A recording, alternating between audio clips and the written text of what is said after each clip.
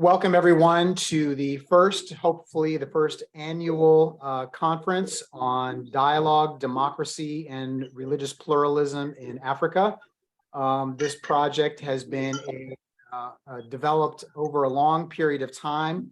There are folks in this group that have contributed a great deal to it. I wanted to also mention William Cullinan, who's a Dialogue Institute board member, who's helped us to develop a lot of contacts throughout the continent of Africa over the past few years. And I'll ask William if you could just say hello just in a few minutes. Over the past year, about a year ago, actually, I was approached by Dr. Effiong Udo, who's been a friend of the Dialogue Institute for a number of years, working on a number of projects with us. And Dr. Udo said that he was going to be on, let me just make sure we're all muting ourselves here while we're in the group, just bear with me. Dr. Udo said that he was going to be on sabbatical from the University of Uyo in Nigeria for the past year. And he said that he would like to work with the Dialogue Institute. So one of the first things we did was to do some research on the various list of contacts that we've had throughout our Dialogue Institute's program over the past years. We gathered a number of our African contacts together and sent out some correspondence and emails talking about the possibility of a way to bring folks together to talk about these three very important values that the Dialogue Institute has been about for a number of years. There's a commitment to religious pluralism, a commitment to democracy, and of course, a foundational commitment to dialogue across religious, cultural, and political and ideological differences. So over the past year, Dr. Udo has worked with Dr. Mutombo from California, and Mutombo is another long-term friend of ours here at the Dialogue Institute. Mutombo is about 3 hours earlier than us. He's in California, but he'll be joining us within the hour. And over the past year, we have done a lot of outreach together with Dr. Udo. He has traveled to Ghana, a few other locations in Africa to assemble other contacts. So in the past couple of months, we put out a call for papers, and in response, we received, I think, approximately 20 to 25 papers submitted by civic leaders, political leaders, religious leaders, traditional leaders from throughout the continent of Africa who were committed to writing something about these themes. So we're really delighted that we had such a robust response to our call for papers that we put out. And as Dr. Udo, I'm sure he will say in his opening remarks, he views this as a stepping stone towards further collaborations, further working together. And we do certainly hope that among these 20 or so papers that have been submitted, many of them you will hear excerpts of today throughout our 3-hour session together. We hope that some of you will consider submitting them for consideration and publication in our Journal of Ecumenical Studies, which is the oldest journal committed to interreligious studies in the world. And I co-edit that journal along with Rebecca Mays, who's here with us today as well. And we look forward to seeing some submissions for you that we might consider publishing them in the next over the next year or so. So we do have a couple of folks that I've asked to join us for a brief greeting. And I'm wondering if I could first of all turn to our friend from Temple University. Of course, Dialogue Institute is based at Temple University. We are a separate 501c3 nonprofit organization, but we've had a long history with Temple. We're housed at 1700 North Broad Street in the middle of Temple University's campus. And we've had a long-term relationship with the office of, now it's called the Office of Global Engagement. And we have Dr. Martin Miller here, who would like to offer a word of greeting from Temple University and to open up a conversation, hopefully in the future with you, about ways that Temple could be connected to your work around the world. So Dr. Miller, if you could go ahead and say hello. And you're muted, Dr. Miller. I've been away for 7 weeks, so I'm not yet familiar with the remuting and unmuting and all these silly things. So I have to figure this out again. Anyway, thank you very much, David, for giving me the opportunity to speak with your group. As you pointed out, our office, now called Global Engagement, has worked with the Dialogue Institute for a number of years.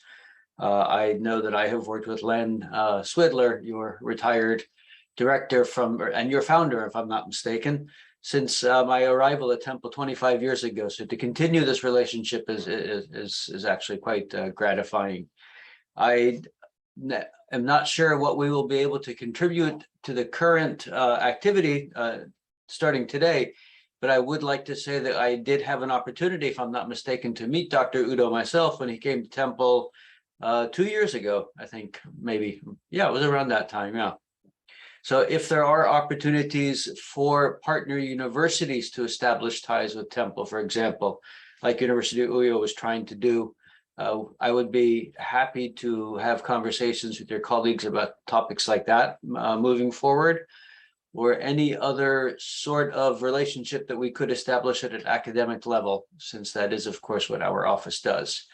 And to that point, on behalf of the Vice Provost for Global Engagement, Amelia Zankina, I would like to welcome all of you to this virtual quasi-Temple world right now through Dialogue Institute, and to wish you best of luck in this conversation moving forward. Again, whatever Temple can do, please let me know, and I look forward to hearing your conversations throughout the morning. Thank you very much again, David. Thanks, Dr. Miller. And we will certainly share your office's contact information with all of the folks who submitted papers and all of the attendees. So I'm sure you'd be willing to correspond with folks from around the world if they would like to continue to foster that relationship. Absolutely. Yes, sir. All right. Thank you so much. Thanks again, David. All right. Thank you. So at this point, I'd like to turn to our Dialogue Institute Board Chair, Majid Al-Sayed. Would you like to offer a word of greeting, please? Thank you, Dave. Good morning and good afternoon and good evening, friends around the world. I do want to welcome you on behalf of the Board of Directors of the Dialogue Institute. It's great to see Martin Miller here this morning. Martin, I think you and I may have met around 2001 or two. Probably that far ago, yes. So thank you for being a partner and a friend over the years with the Dialogue Institute. We greatly appreciate that. And I want to also thank William Cullinan, my fellow board member, for all the work he's done to connect the Dialogue Institute with colleagues in Africa. Africa is a very important continent, and we want to have more engagement in the future. So we appreciate that. And thank you for your efforts, William, in that regard. And thank you to Dr. Udo. I don't think he has joined yet, but we do appreciate his efforts and partnership and support in strengthening these ties. And I really look forward to what you all have to present today. I won't be able to stay for the whole session, but I will certainly be here for a good part of it, and wish you well today. Thank you, Majid. William, would you like to just say hello, just to offer a word of greeting? Good afternoon, good evening. Thank you, David, for asking me to do this. And a meeting in the corridor of the Baltimore Convention Center was a spark that got this fire going with the University of Uyo. And I thank all of you at Temple, the Dialogue Institute, and throughout Nigeria and Africa for following up and making this possible. And I hope this is only of a beginning of a great long-term project. There aren't words to express how grateful I am. I wish I could be there in Philadelphia and in Nigeria with you. Thank you. Thank you so much, William. And of course, having conversation with Dr. Len Swidler, our founder over the years, Len is always, has often said, we've got to somehow work with our leaders in Africa to see if we can pull them together, to see if we can get them to connect on some type of an academic project or civic project. So Dr. Swidler sends his greetings. He's unable to be here today. He is teaching in the University of Sulaymaniyah in Iraqi Kurdistan. But I'll send greetings to you on his behalf. So at this point, we're having more folks join us here, and we're gonna spend some time together if you can. We have a pretty tight schedule. We're not going to be able to take a lot of breaks, so you can step away for a few minutes to be able to take a break. Dr. Udo informed me that we may have troubles with folks logging in, so it will be a little bit of a surprise as we go along. We have a rough agenda of the schedule that I put in the chat box. What I'll do is I'll just drop that in the chat box once again. And this is roughly going to be the schedule that we will follow. And I'll begin in just a moment with Dr. Udo's recorded greeting. And there, actually, we have Dr. Udo joining us now. So we'll just give him a second to log in and say hello.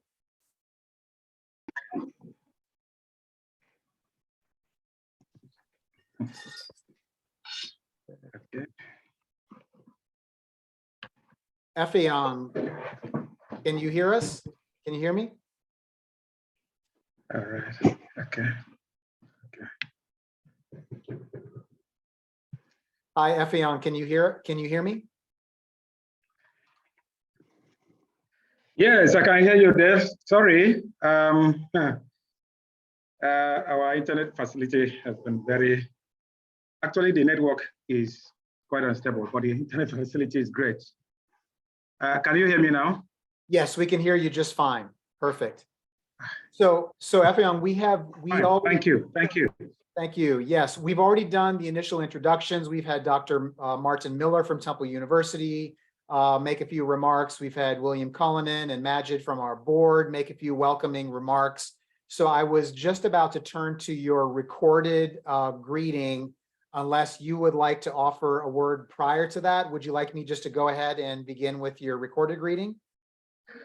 I think you can go ahead with the video. If I have to say a few things, then I can add just maybe 1 or 2 sentences. Thank you. Great. So without further ado, give me just a moment and I will get that video up for you in 1 second.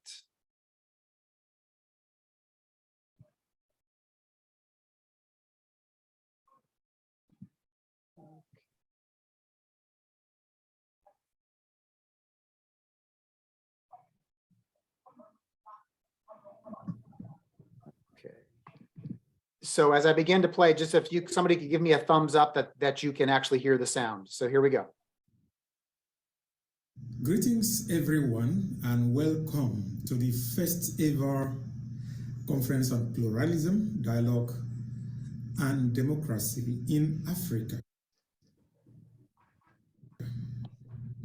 I am Effiong Joseph Udo, a dialogue associate and consultant of the Dialogue Institute for Africa. For about 1 year now, I have served as a research fellow at this institute, working with the staff and friends of the Dialogue Institute. And I'm delighted that by this project, we have been able to do at least 2 things. First, through the support of William Cullinan and Olabisi Enimikan, I was able to visit a few African cities and galvanized colleagues, academics, civic leaders, professionals in various disciplines, as well as youth and women groups from a number of African countries. And together, we have created the Pan-African Dialogue Institute. So coming together from countries such as Nigeria, the Democratic Republic of Congo, Ethiopia, South Africa, Tanzania, Kenya, Malawi, Uganda, as well as Ghana, Cameroon, Zimbabwe, and Sudan, and so on. We seek to build a community of dialogue. In dialogue, people do not only, learn from one another, but beyond mutual learning, they commit to a relationship. That is making a commitment to continue to promote mutual learning, mutual understanding, mutual respect, and ultimately to build a better human community. Building a community is absolutely important for us in Africa. For the greatest tragedy of our century, perhaps, is the ignorance of one another. I guess that one of the fallouts of colonialism in Africa is social disconnection. For more and more Africans have become strangers to one another because they have been disconnected from one another. Today, we are battling with the effect of colonialism everywhere in the continent. Different religions, different languages, different currencies. In fact, you need to go through the rigors of getting a visa to see your fellow Africans by next door. The word Afrophobia has been introduced into the world dictionaries. Fear of fellow Africans has made it increasingly difficult for Africans to know themselves. So part of the rationale for creating the Pan-African Dialogue Institute is so that we can challenge our disconnectedness and unite as colleagues, brothers and sisters, professionals and leaders in our different fields, and of course our organizations as well, and contribute to build a global Africa, the Africa we would like to see.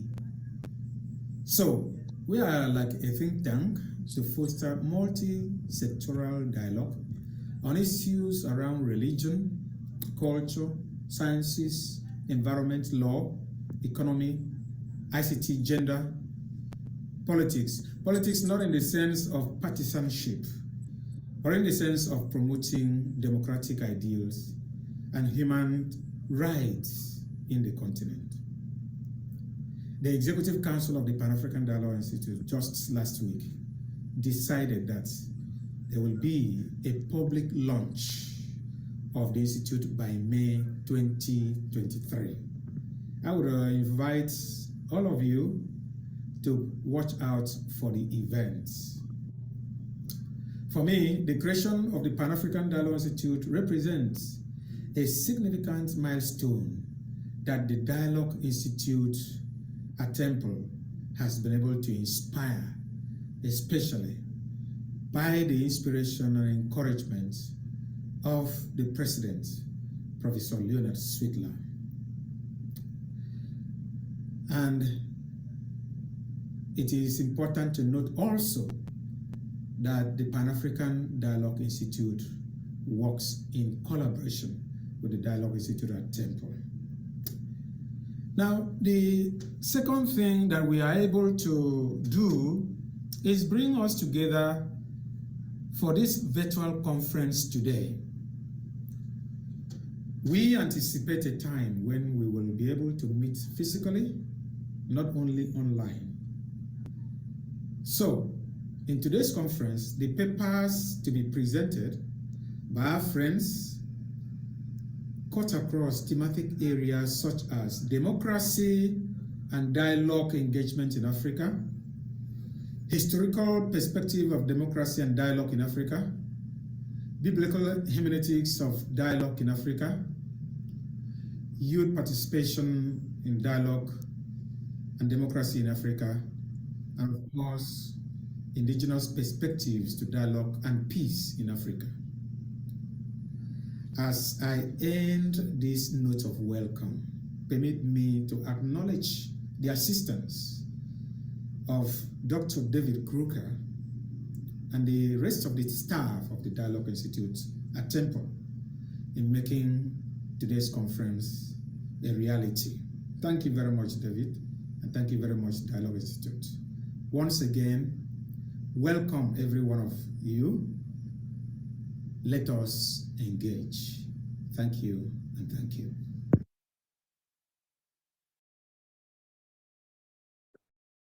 Thank you, Effiong. Would you like to add anything more before we begin?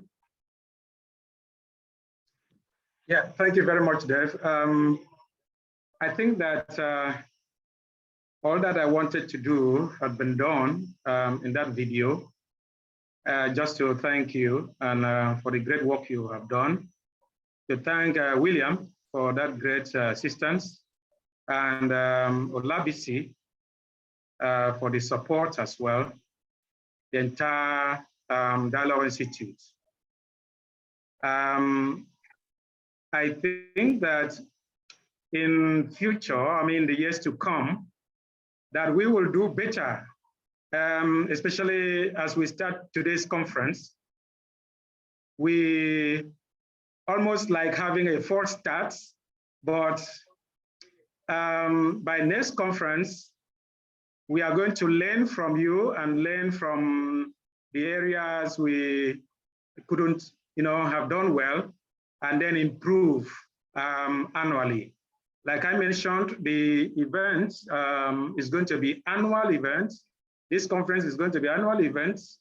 And so in subsequent years, I believe that we are going to have hundreds of friends, colleagues, professionals, civic leaders from around Africa and in the diaspora. So that we can, move ahead. I want to stop here, and I want to thank you all for coming. Thank you. Thank you, Effiong. On our website is available. This just wanted to let you know that as you saw the registration page, we are offering this conference free of charge for folks that are living in Africa. It's free of charge for students, of course. If you do have the means, if you're outside of those areas, we would welcome a contribution. We've already received a couple of contributions from you.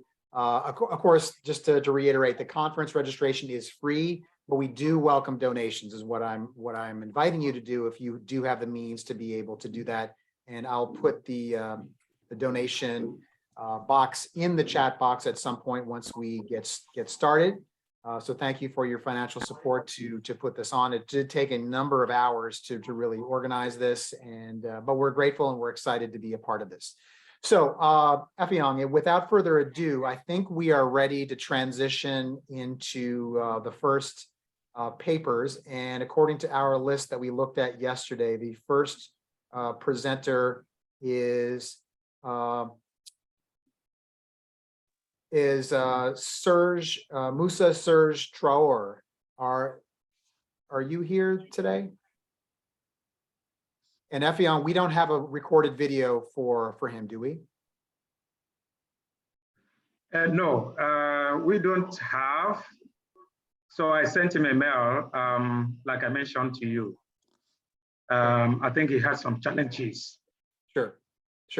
Yeah, and again, just to reiterate, thank you all for your patience. We're going to have these challenges throughout the day. So we have a schedule, but we're going to go with the flow and do what we can to navigate these challenges as best as we can.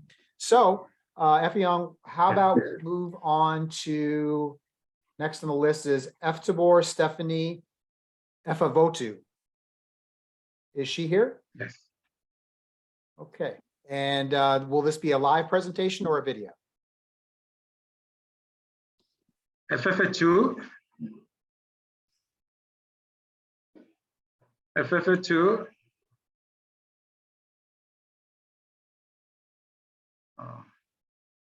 I'm not sure I see her. I think she sent her video. Okay. Bear with me Please, one moment. Dev, can you check? Certainly. Oops.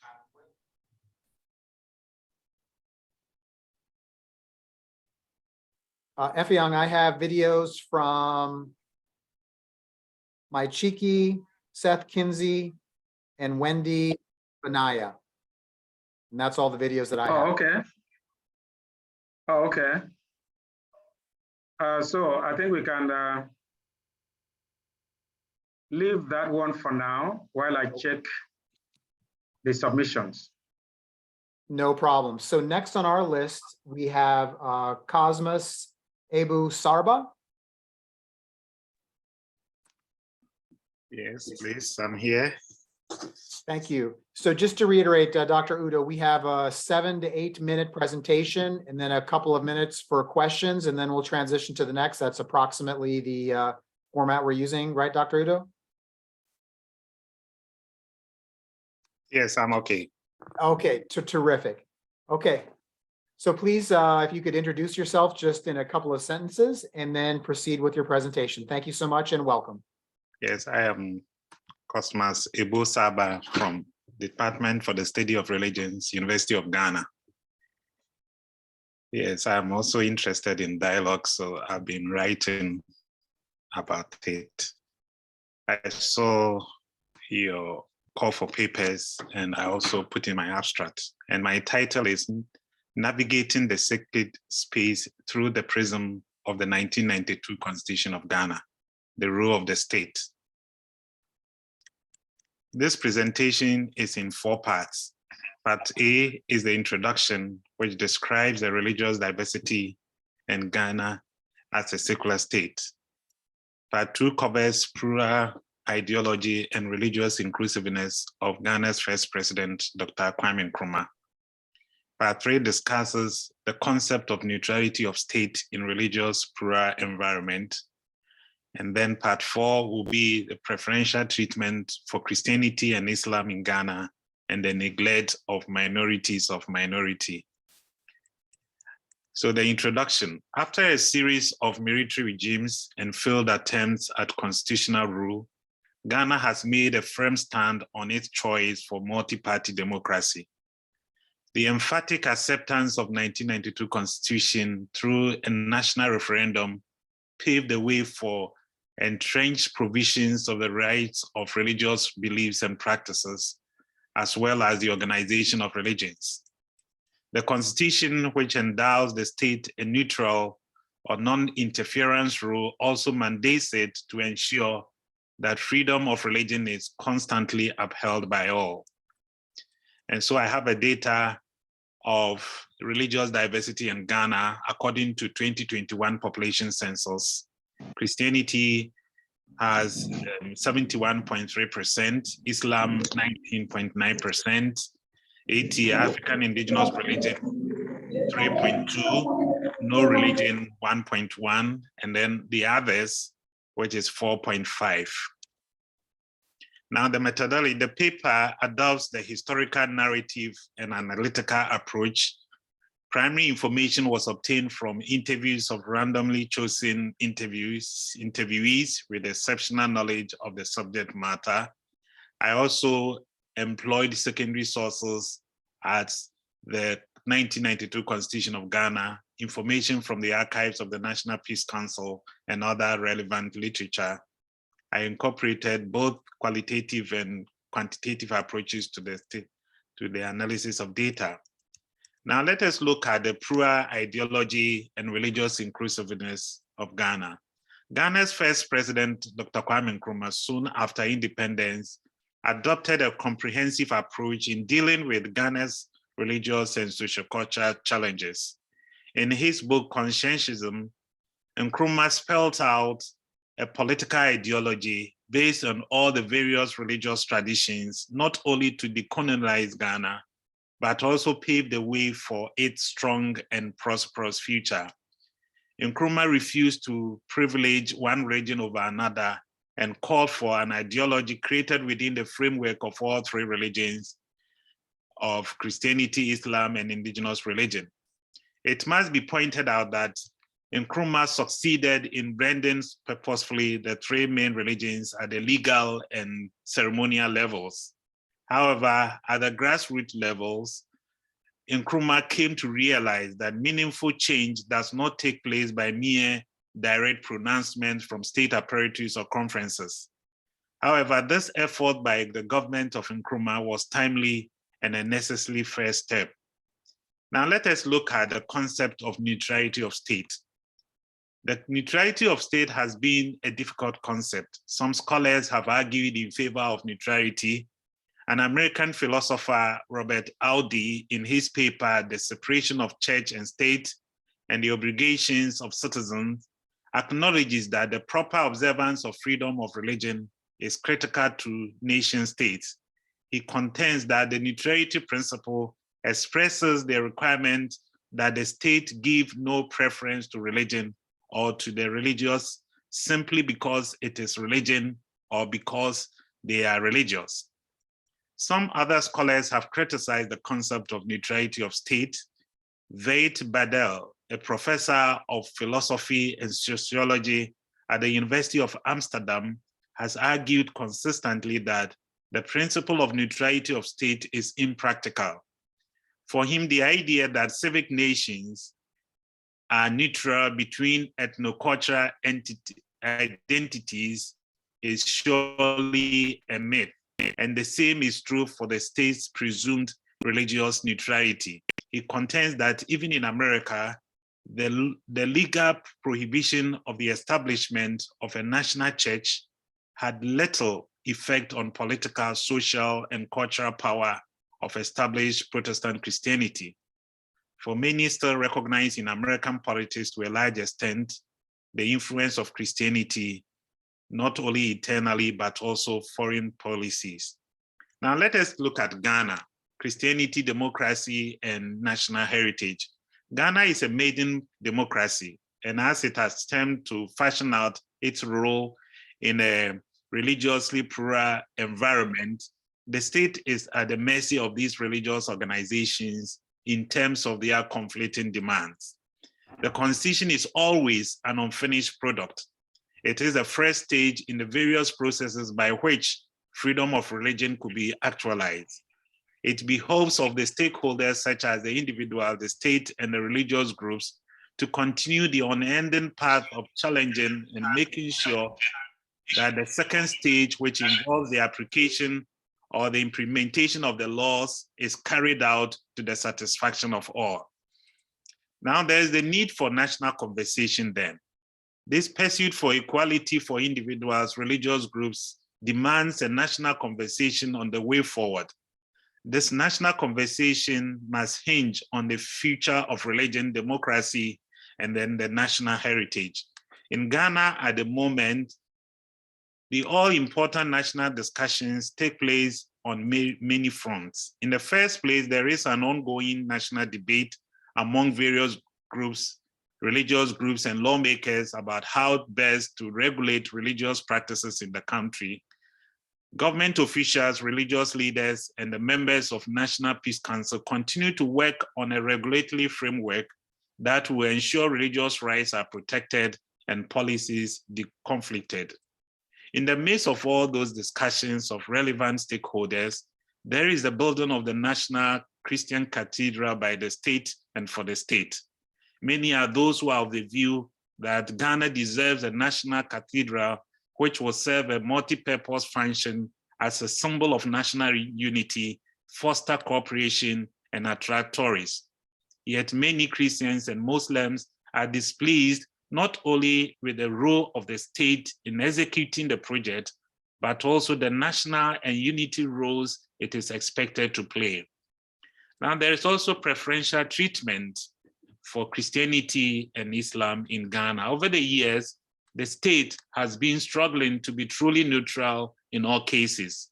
There are occasions when national policies have been partial or biased, deliberately or not, in favor of the two major religions in Ghana, which is Christianity and Islam.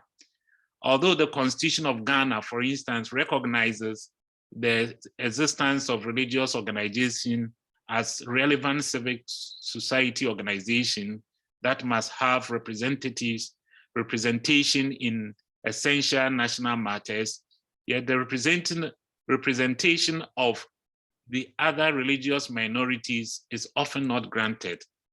For example, Article 166 Clause 1 of the Constitution provides for the representation of religious organizations on national commissions, such as the National Media Commission and the National Commission for Civil Education, and even the National Peace Council. These councils and commissions at the moment do not have representation of other minority groups, even though the constitutions call for their inclusion. The major religious communities of Christianity and Islam have managed to position themselves in such a way that they are able to make conflicting demands of the state. The state, for instance, has been at the forefront in organization of pilgrimage to Hajj for Muslims. The state set up a Hajj board and appoint and fund its members and programs. The role of government in the affairs of the Hajj is often questioned by academia and some leaders of religious communities. They wonder why the taxpayer should help fund spiritual pilgrimage of Muslims. In 2014, the government in power also started the practice of sending and sponsoring some Christian pastors and other practitioners for pilgrimage to Jerusalem to quell the noise. Further, Islamic holidays have been legislated into national holidays and all. Now there is the neglect of the minority, of what I call the minorities of the minority. The other minority religions, particularly the indigenous African religions and other sects such as Oriental religions, do not have any special occasions accorded them. Their national leaders are not given the recognition that they deserve at national programs and state functions. In addition, some critical policy directives also treat the minorities of minority as though they do not exist or count. The Christian professor, President Atta Mills, for instance, refused to recognize indigenous religions, and so throughout his tenure as president, disallowed the indigenous believers from participating in national programs. And if national indigenous Ghanaian religion is relegated to the background in such a manner, it is almost impossible to make a case for the inclusion of the Oriental religions, such as the Divine Life Society, the International Society for Krishna Consciousness, and Brahma Kumaris. Such is an obvious case of blatant disregard for the religious freedom enshrined in the 1992 Constitution. The minority of minorities face an initial cultural legitimacy from the general public. Now, there are also controversies about religious rights in the schools. This issue has to do with religious rights of students in the public schools. The prohibition of wearing hijab in some Christian schools in 2015 became an issue. The issue of religious rights of Muslim students to fast during Ramadan on school campus also came up. The headmistress of Wesley Girls High School, a popular Christian school, disallowed a Muslim girl from observing the obligatory Ramadan fasting.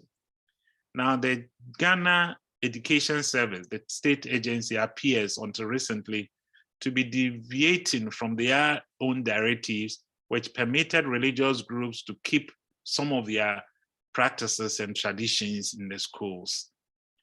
The actions of GES appear to be geared towards deliberately suffocating the faith-based institutions into giving up their uniqueness. We have also controversies surrounding religious rights at the health centers.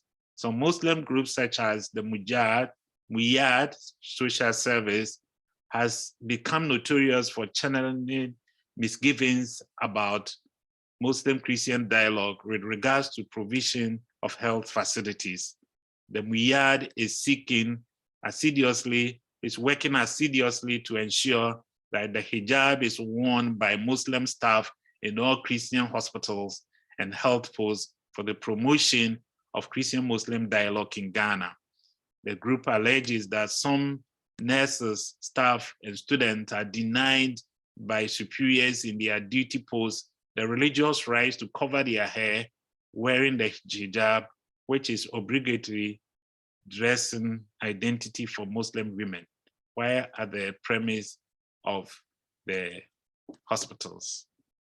So in conclusion, I would like to state that Ghana is a secular religious state, and the Constitution has a provision, entrenched provision for freedom of religion, but in application of this law, it's becoming difficult for the government or the state to stick with its neutral position but attempt is being done to rectify the situation.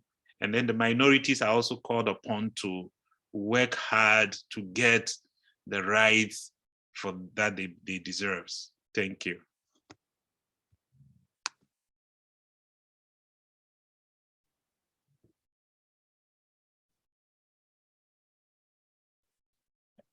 Thank you so much. Really excellent, a great start and some very thoughtful historical perspectives. So thank you so much. Perhaps Effiong, before we transition to the democracy and dialogue engagements in Africa theme, do we have Serge or Efavotu? Have they joined us yet? Doesn't appear so. Yeah, no, it doesn't appear that she sent a video. No, not yet. Okay. So Effiong, perhaps maybe we should do like 1 or 2 more papers and then we could always pause for some questions at some point. Yes, I think that we can take 1 or 2 more before we can go for a dialogue. Okay. So next up on our list, we have Sam Howell. Look like he's here. I've checked the attendance. Sam is not here yet. Okay. How about Leo Ekwa? Nope. No, not yet. Next up is Omamia Austin. Nope. Yes, can't see. Okay. The next one is Isaac Peter Maichiki. Yes, I'm present. Yes, I think my chick is here. Terrific. Yes. And he also sent his video. Would you like me to play your video? Yes, you can go ahead and play the video. Okay, bear with me 1 moment and we'll get that playing.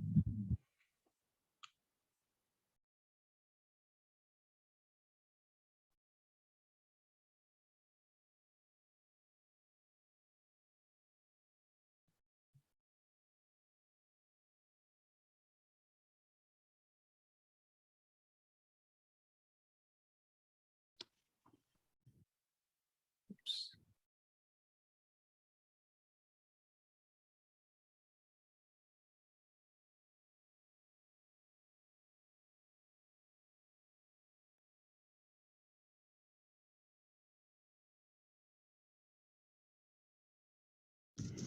Permit me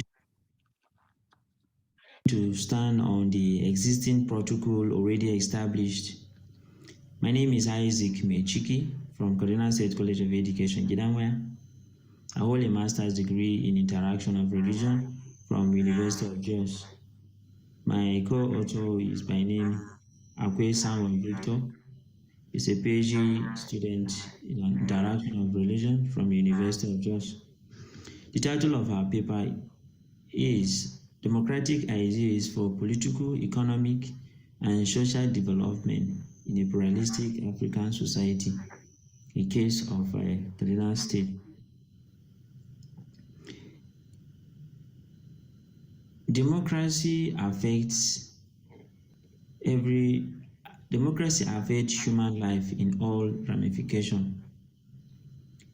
But before the advent of modern democracy, the African society had their traditional way of practicing democracy through the use of norms, custom, and traditions were implemented by their leaders. But this African democracy short-lived due to population growth and Western culture, the inability of the leaders to bring a dividend of democracy, and the inability of the citizen to checkmate the excesses of the leaders. So the African traditional democracy gives way for the modern democracy. Now, what is an ideal democracy? ideal democracy is said to be a situation where people are free to participate in politics irrespective of their class or social status. It therefore means that there is no segregation irrespective of your tribe or culture or religion. You are free to practice democracy. And an ideal democracy has some basic features that needs to be considered. And one of them, we talk about the effective participation, equality in voting, informed electorate, citizen control of the agenda, inclusion in government, and above all, fundamental human rights. It therefore means that for an ideal democracy needs to put into cognizance these features for each to actually be termed or clarified or categorized as an ideal democracy. And looking at a Kaduna State as a case study, it needs these features to be implemented for a state like Kaduna to be able to enjoy the dividend of an ideal democracy. In this very paper, a deliberative democracy theory was used, which was developed by Joseph M. Pesete in 1980. He maintains that all the classes that makes up the society should be in a state of interaction and communication. Therefore, they should be included in a political process.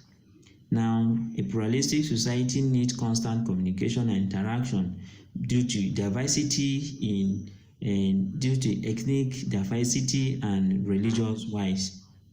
And in deliberative democracy, it has to do with the participation of the individual in the decision-making mechanism actively. It therefore means that the individual need to participate in the decision-making, not passively but actively. And that individual is given the opportunity to debate the issues with the other members of the society and reaches a decision in the end. It therefore means that it's not going to be a divide and rule kind of a democracy, but rather a level playground is given for each and every individual to actually have a say in the government. And the various concepts we'll be looking at in this very paper will look at the concept of democratic ideals. We'll look at political development, economic development, social development. And what is a democratic ideal? By this very paper, we actually look at it in this perspective. We see it as a level playground given irrespective of one's status. It therefore means that the democratic ideals is an act of creating a level playground irrespective of one's status. So it means that an opportunity is given to each and every individual to actually contribute in the democracy process. And what is political development? Political development has to do with effective participation by electorate, and this effective participation by electorate is encouraged. And we look at it in the aspect of equal opportunity is given during voting, and voters' education is being given. The electorate are given a chance in developing the agenda, as well as all parties are included in the affairs of the government. And above all, fundamental human right is upheld without sentiment. So for a political development to be termed as development, these ingredients needs to be seen in a state like Kaduna State. And what is economic development? Economic development can be seen where the creation of wealth is being made in the community, and the community benefits directly. And socially, social development include reduce vulnerability. We talk about the well-being of the citizen. We look at it in the accountability, people-centered approach, and freedom from violence. So democratic social development is only made possible when this is being observed.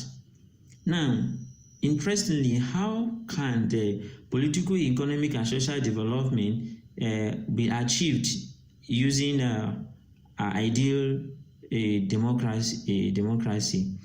Politically, it can be achieved when the welfare of the citizen is the basic concern of the government. And how it ranges from giving justice to who justice is deemed fit, and talk about securing the properties and the lives of the citizen, and equally protecting the territory of the state and what of you. So once a state like Kaduna State ensure that the citizen life and property is protected, then politically it can achieve development, and economically creation of jobs should be encouraged, and employment should not be biased, no sentiment, and is being looked into. And socially, basic social amenities should be provided, and social interaction should be encouraged, and that can only be possible when the government actually create an avenue for people of different ethnicity and religion meet together, and by so doing they interact and solve and bring solutions to problems. In conclusion, a unity of purpose is possible in a diverse society. When people have one central aim, irrespective of the diversity, they will always work hard to achieve unity. In the case of Kaduna State, that is pluralistic in the nature, when people have one common goal, they will always go ahead to achieve that. Now, what are some of the recommendations that is provided in this paper? One of them is the government should practice democracy of inclusion. Everybody is important, and like in the case of Kaduna State, this present administration, where ministerial position is one-sided, employer of labor should not be tribalistic. So everybody that is qualified should be given appointment, and daily and constant interaction among citizens should be encouraged. That implies that an avenue should be created by the government so that every individual can meet and then interact, and by so doing, they will achieve social development. Thank you for listening, and God bless.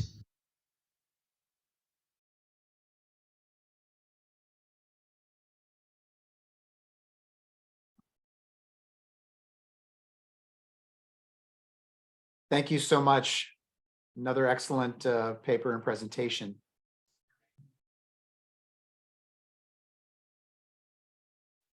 Dr. Udo, I think our next person we have on the list is Kazim Owasayun Dauda. Are they here? I can't find Kasim here now, so I think we can proceed. Next up is Wendy Benaya. Wendy sent a video, so Okay. please, Dave, can you check? Certainly.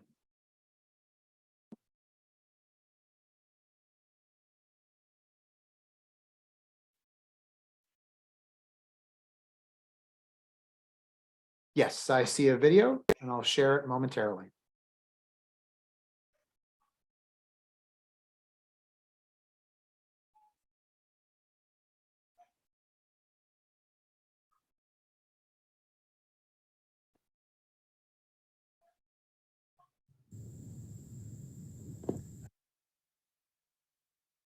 Hi everyone, I'm Wendy, and I'm speaking on the role of interreligious dialogue in upholding the ethos of human rights in a democratic society. And I would love to start by reading a quote from Hans Kunz. Now, Hans Kunz said, "No peace among nations without peace among religions. No peace among religions without dialogue between religions. No dialogue between religions without investigation of the foundation of religions." Now, religious pluralism is a major challenge in Nigeria because we've experienced recurring religious conflicts that is as a result of this pluralism. Now, it becomes necessary to look for ways to deal with this religious pluralism. We have to learn to live together in peace. And this is what has given birth to the idea of interreligious dialogue, which is simply coming together to talk about our beliefs in order to foster understanding and communalism among members of a society. Now, we have different types of dialogue. We have dialogue of life, dialogue of action, dialogue of experience, and dialogue of experts. Now, in dialogue, we encounter other people's religion in order to break down walls of division. Now, dialogue is usually done in the spirit of openness, respect, and recognition of the religious freedom of others. Dialogue exposes us to the religions of others. It makes us knowledgeable about our religion as well as the religion of others, because in dialogue we get to share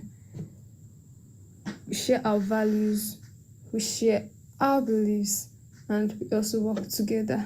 So in fostering community, dialogue also seeks to broaden our comprehension of other people's religion so that we can find a middle ground that would enable us to live together in peace.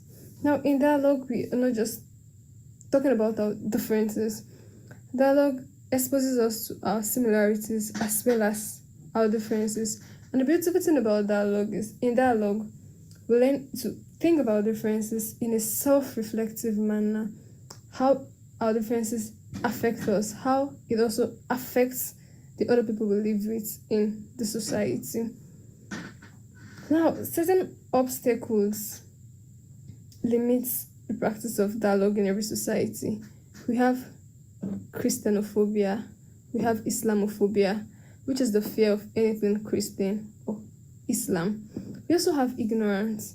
Ignorance is a very big challenge in interreligious dialogue. But the bulk of what most people know about their religion usually comes from their religious leaders. So these people go out to misrepresent their religion as well as misunderstand the religion of others. And this is what has resulted to extremism, fundamentalism, and religious particularism that is inherent in our society today, which is the driving force behind the religious conflicts we've experienced in the past. We also have apostasy. Apostasy is abandoning one's religion for another. There's this fear of leaving one's faith. It is believed that once people go into dialogue, there is a tendency for them to abandon their religion, to embrace the religion of others. This is because most people have confused religious dialogue to be missiology. Now, missiology is different from interreligious dialogue. Why missiology is done with the intent of winning the other person, converting the other person to your religion. In interreligious dialogue, we share our similarities, we share our differences. The goal is not to win the other person over to your side. You don't see the other person as someone to be won over to your side. No, we're coming together in a spirit of openness. I want to know about your religion, and I also want to broaden my understanding of my own religion. That's the spirit behind interreligious dialogue. So interreligious dialogue is different from missiology, which is usually done with the intention of converting the other person to one's own religion. Secularism. Secularism is being neutral on religious matters. There's a tendency to pick a secular stand once the person is engaged in interreligious dialogue, and these factors have impeded the practice of interreligious dialogue. Notwithstanding the obstacles that limit the practice of interreligious dialogue, the truth is, interreligious dialogue is necessary if we must talk about the fundamental human rights of citizens, especially in a pluralistic society like ours. The world is becoming more plural, and it's becomes necessary to look for ways to live together in harmony. For the fundamental human rights makes room for the rights of individuals as pertains to the practice of religion. Now we have the Universal Declaration of Human Rights speaking about the freedom of individuals to practice their religion. We also have the International Covenant on Civil and Political Rights. There is also the 1981 Declaration on the Elimination of all forms of intolerance and discrimination based on religion or belief. And then we have the 1999 Nigerian Constitution. For the 1999 Nigerian Constitution, we have the Chapter 4 of the Constitution talking about the fundamental human rights of its citizens. Now, in the Chapter 4 of the 1999 Constitution, we have Section 37 to Section 41 that relates to religious freedom of citizens. We have Section 37 talking about rights to private and family life. Section 38 deals with the freedom of expression. Section 38 deals with the freedom of thought, conscience, and religion. Section 39 deals with freedom of expression. 40 deals with freedom of association. And Section 41 deals with freedom of movement. Now, what's the relationship between interreligious dialogue and human rights? Of its roots, religion is a tool for promoting moral values as well as enhancing humane conditions. But then at the same time, it can also infringe on the rights of individuals. If you're conversant with the news, must have heard earlier this year, someone was burnt to death as a result of blasphemy. Now, that individual was denied of the right to live. So these are instances where religion infringes on the rights of individuals. We have the subjugation of women, which is commonplace in most religions. While it is the duty of religion to make itself understood, the role of dialogue comes to play to hasten the understanding people have of the religion as well as the religion of others. And that's why it's very important. It's non-negotiable in a pluralistic society. What are the roles religious dialogue can play in ensuring the rights of individuals are upheld? Now, I have some recommendations here. Now, interreligious dialogue should encourage toleration, reconception, and mutual respect. Now, toleration is simply live and let live. You learn to live with the others. We are different. The world is a diverse world. We cannot all be the same. We can't all see things from the same perspective. But at the same time, we must learn to live together. So in interreligious dialogue, we are not emphasizing our similarities at the expense of the existing divergences. No, we talk about our divergences, our differences in a self-reflective way. We have to understand that religion affects the way we think, and it also affects the way people think and the way they act. So when we have this understanding that it affects the actions of people, we learn to understand them. We learn to see things from their own perspective. This empathy, this sympathy of others and what they think and believe would go a long way in ensuring we stay together without seeking to exterminate the other or trying to convert the other person to our own camp. Secondly, there is also reconception. We have to learn to let go of past grievances. Religious histories are filled with, from Muslim jihad, we have the Christian crusades too. Yes, we have to let go of the things that divide. We have to emphasize on the things that unite us. We must learn to live together to ensure there is growth and development in our society, because together everyone achieves more. Secondly, interreligious dialogue should be targeted at the grassroots. In interreligious dialogue, we're not just focusing on those in the suburbs. It shouldn't be restricted to people in the cities. No, it should also get to the grassroots. People at the villages should also be taught about the religions of others. And thirdly, I have the 3 action strategies for meaningful interreligious dialogue.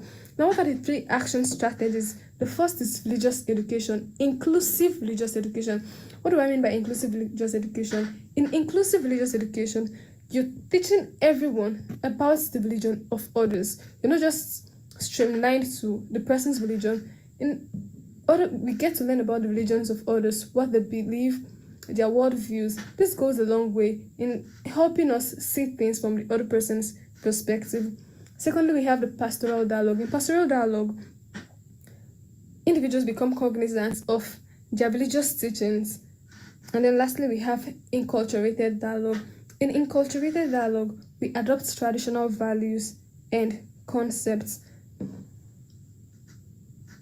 Thank you.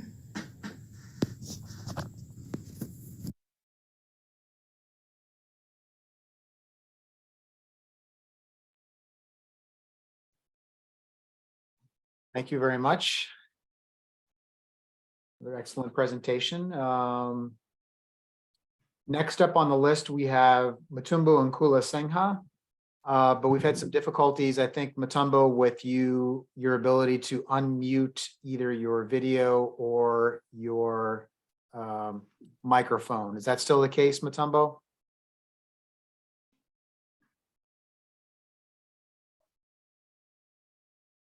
Mutumbo just gave me a call and saying that he is actually here with us, but having the challenge of unmuting. So I requested that I should keep on trying. Maybe we can come back to him much later if he succeeds. Okay. That's fine. Effiong, would you like to stop for some dialogue at this point, or would you like to move to the next? Because the next cluster is biblical hermeneutics of dialogue. So would this be a good spot for some conversation? I think we should. I should go into dialogue. We have gotten, I think, 3 or so papers. Presenters, and I think we can engage with them for some time before we reach out to others. Thank you.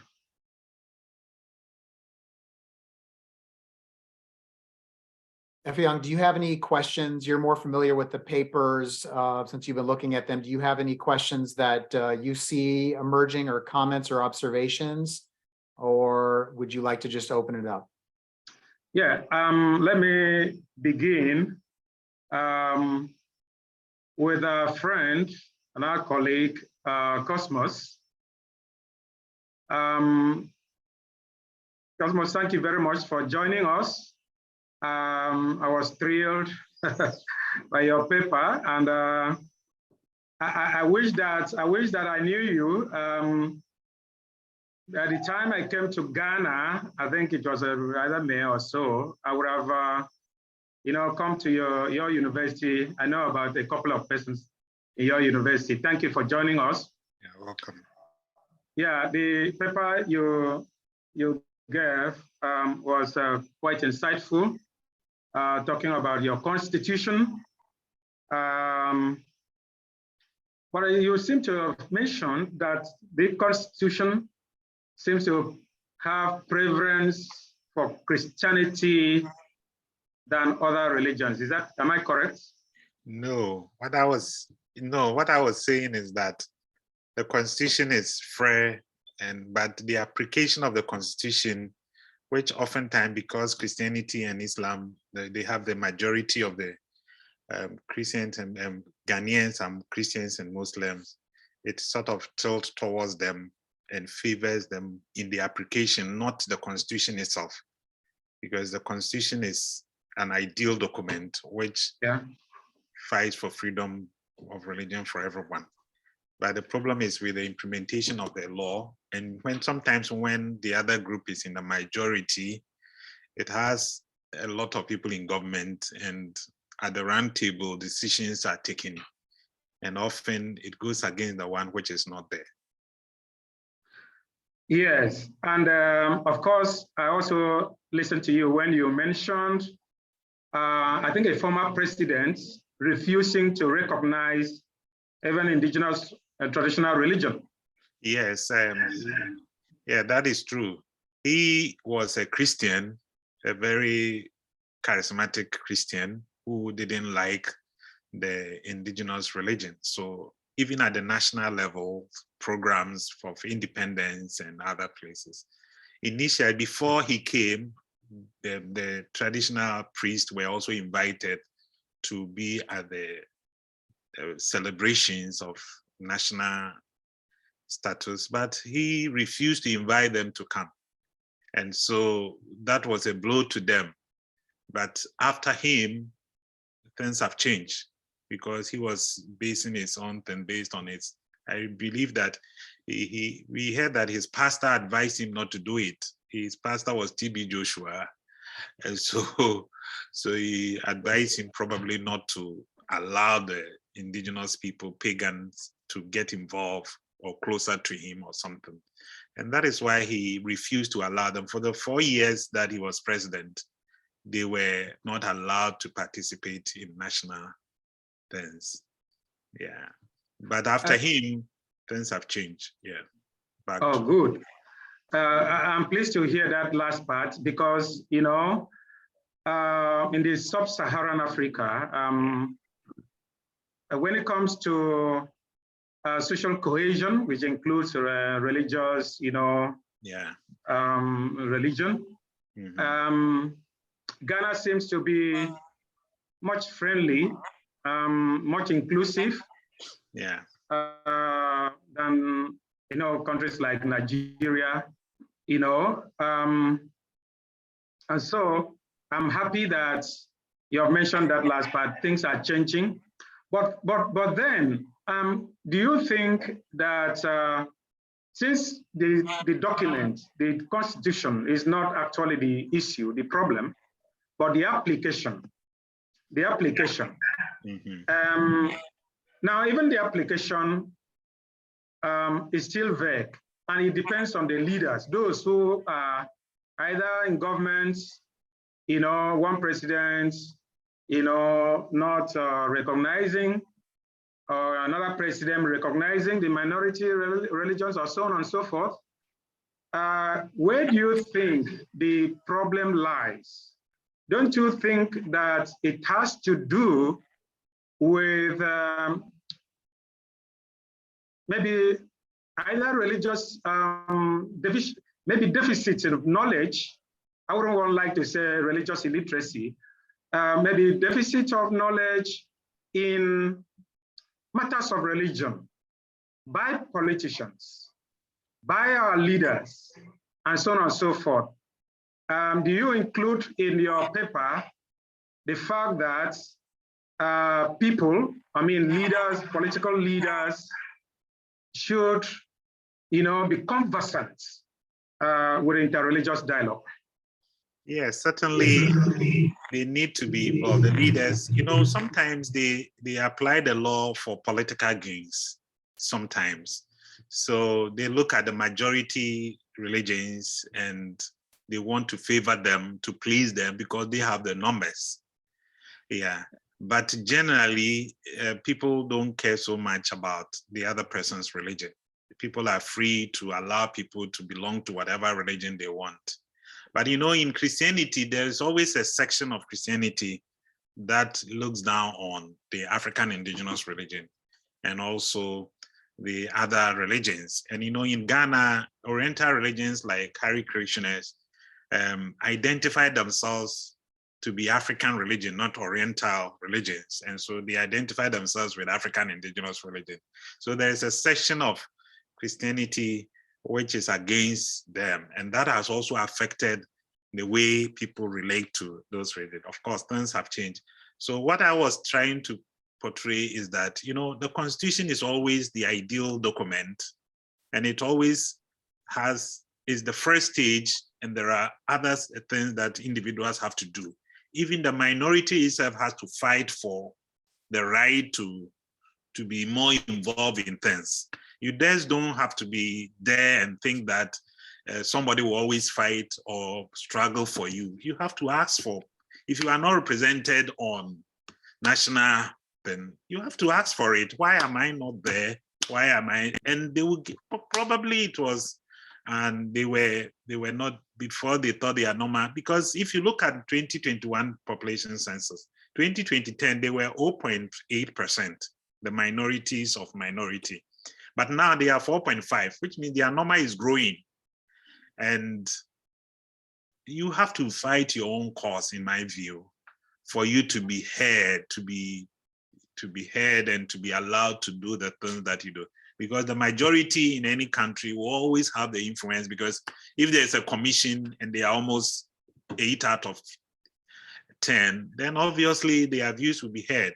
So it's not like there's a tug of war between the religions. I'm looking at the role of the state, the role of government apparatus. What are they doing to promote, to implement? Because they are the implementers of the Constitution. What are they doing? And oftentimes, these people act for political gains in some cases. And so if you refuse the traditional people from attending, it will please certain section of the Christian population, because once they see them, they are there. That is a, so that is it. That is basically the case. Okay, thank you. Thank you, that was well presented.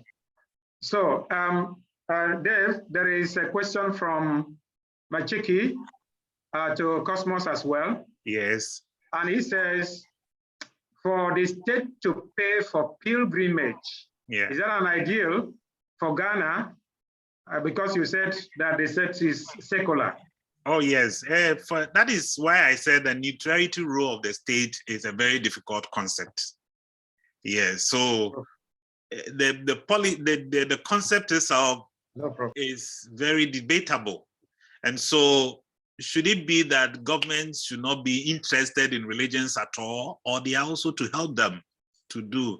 And one thing you must know about Islam and Hajj is that the Saudi Arabia government demands of the state to be involved, because it's a state-to-state relationship. So I'm not like trying to criticize that it is wrong. What I'm trying to say is that the neutrality of state, if you say the state should be neutral, what does it mean in real terms on the ground? And that is the argument I'm trying to raise, to say that if Saudi Arabia does not deal with individuals or organizations, it deals with the state, because the state has to be involved, so that it's a foreign affairs thing for them to organize. And in all countries, that is what is done. But someone looking at it from the other side will think that, why are you getting involved in this part, but you are silent on this part? And that is the issue of neutrality. What does it mean? In real situation, is it possible or it's not possible? These are the arguments I'm trying to raise. Because the neutrality itself is relative in that sense. Young, you're muted. One other question, I'm sorry. This is coming from Professor Mutombo from the DRC. Professor Mutombo is a professor of religion at California State University at Northridge. Now, it says, what is the percentage of adherents of traditional religion in Ghana? Is there a revival of indigenous religions, or are they on the brink of total extinction? I mean, in Ghana, because you mentioned, I think you gave a little percentages, you know, earlier on your, could you please buttress that point? Yes. Again, It's indigenous religion population. Religion. Yes. Yeah. It's now, is it 4% of the population? But you know, one thing about the indigenous religion is that the followers, the believers in those religions, sometimes, you know, according to the population census, is based on the fact that the agents will go around and ask you, what religion do you belong? And you say you belong to this religion. So a Muslim is somebody who says he is. and a Christian is somebody who says he is a indigenous religion. And sometimes some of them are shy to say we are members of indigenous religion. And also some, they are not able to say it loudly, but I would say that a significant number of Muslims and Christians in Ghana, just like in other, still adhere to African indigenous religion in various ways. So even though the process is on, the number is reducing, it's still a very important aspect of our religion or religiosity, which we cannot just push away. Because even as Christians and Muslims, it's really difficult for us to push that aspect of us away. But according to statistics, we have 4% of Ghanaians who are indigenously religious. Yeah, are they actually intellectual? Because I think you mentioned on that part too. Are they intellectuals? Yes. Maybe professors in, religion, who understand. Oh yes, there are quite a number of them, but unfortunately, many of them are Christians who are teaching indigenous religions.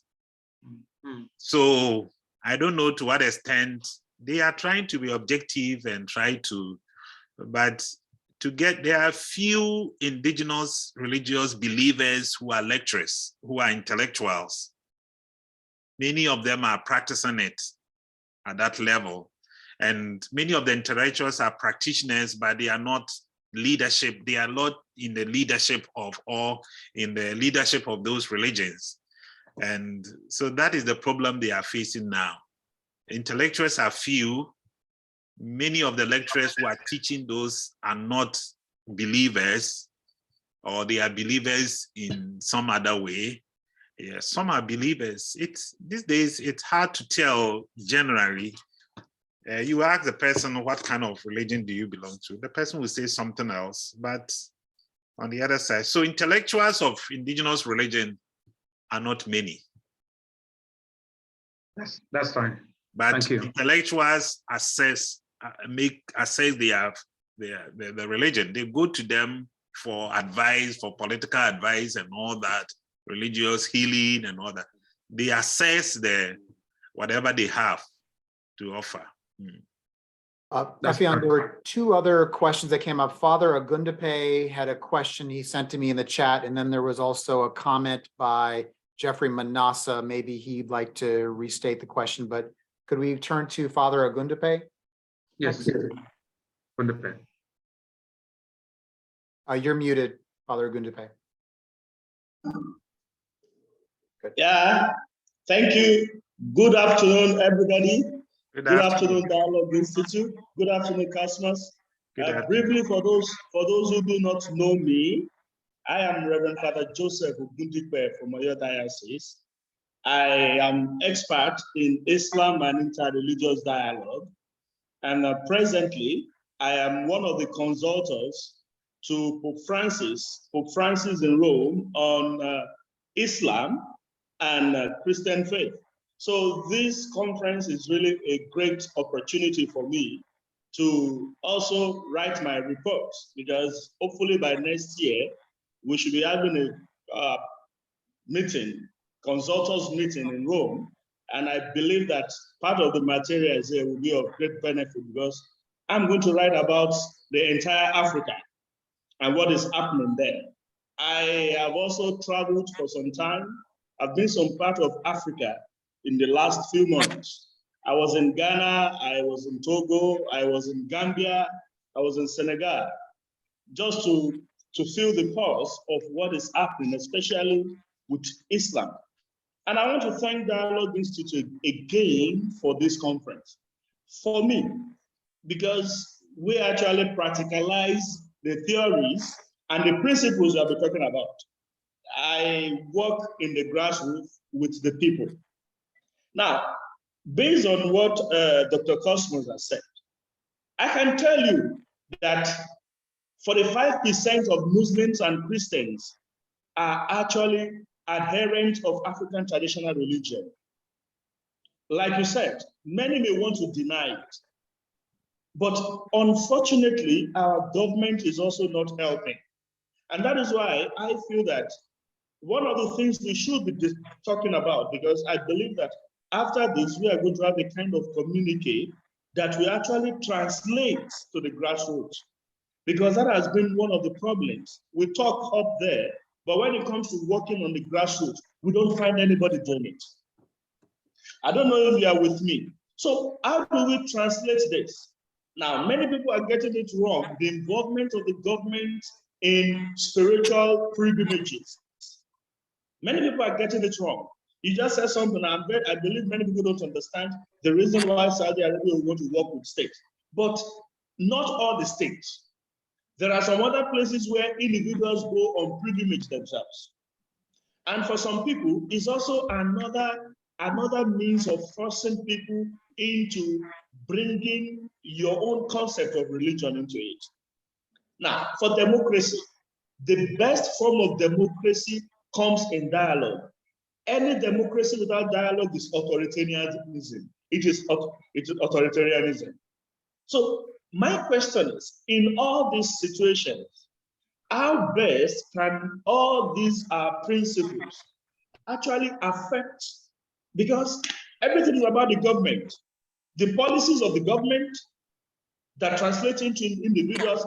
The other man that spoke from Jos talked about the situation in Kaduna State, a Muslim ticket, trying to bring some voices down.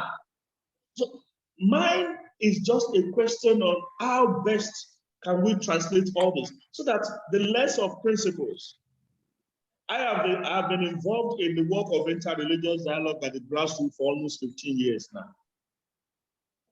Since 2008, I started this. And it is also the same problem again and again and again and again. People wear the garment of religion. That is the point. People wear the garment of religion. Today I'm a Muslim. Tomorrow I'm a Christian.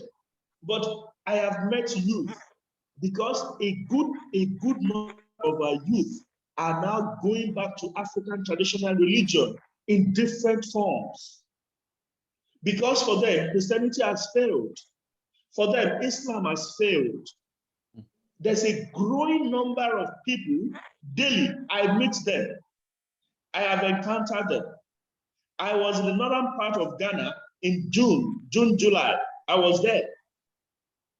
I was in Gambia. So as I thank you for this presentation, mine is, how do we come with a practical ways of doing things? The other lady that just spoke not too long ago talked about the issue of something like,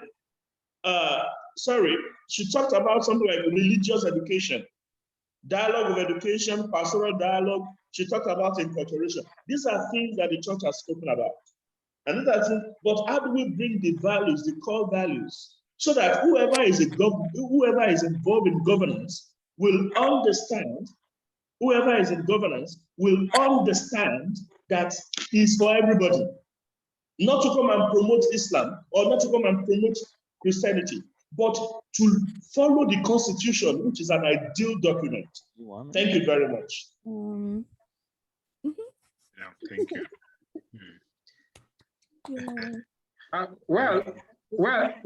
Before hello, Cosmos. Hello. Yeah, thank you. Before you respond, somebody also joined issues with the Father Okundipe, submission. That the Vatican used to say that interreligious dialogue is a tool for evangelization. I mean, how has that changed? Okay, let me, I'm also a Catholic priest from Ghana. So Joseph, I congratulate you for the work you are doing. Yeah. Thank you, Father. Yes. And we will certainly keep in touch. And thank you. Yes, when it comes to the issue of dialogue with the state and all that, for me, the most important thing is that for individual religious believers to ask for their rights, you might be in the minority, go to them and ask for this and that, and probably the state will not refuse you. that if you stay silent and somebody go for help, you know, even in a pastoral situation, somebody will not come to you to praise for anything, but somebody will always be coming to you, and people might think it's because you like the person, you know. Oh, he prefers this one, he prefers that one. Maybe not because you prefer, but that is the person who needs your assistance and you're always helping. So the most important thing at this level is for the minorities of minorities to also ask for help, and that will certainly help with this. And the other question was about if for evangelization in the Catholic Church, interreligious dialogue is an aspect of evangelization. So in the Catholic Church, we have evangelization has two arms: proclamation and interreligious dialogue. And the two always go together. There's no way of taking one and rejecting the other, because evangelization has a broader perspective and a narrow perspective. And so if you are talking about proclamation, is the narrowest perspective, where people, when you proclaim the word, there must be conversion. People must be trained in the Christianity and all that, be baptized and all that. That is one aspect of it.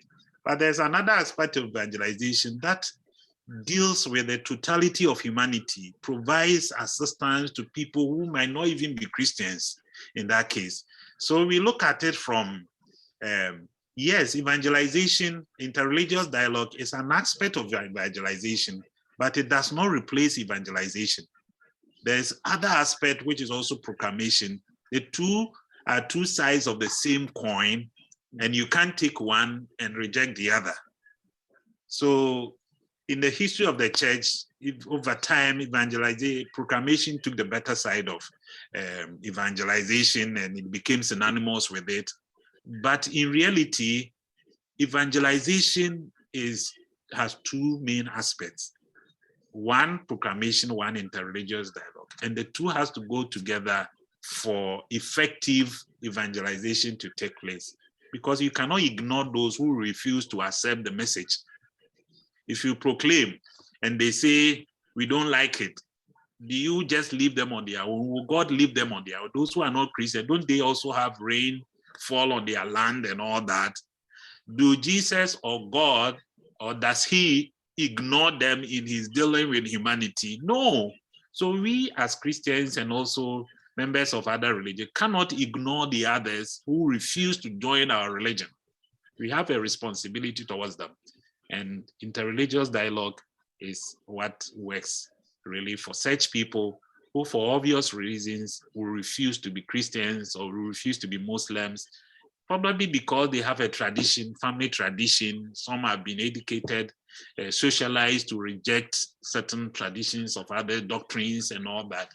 And we have a responsibility towards those people also. And the best we can do is to dialogue with them, to understand each other and try to live together in peace. Okay, thank you. Any other?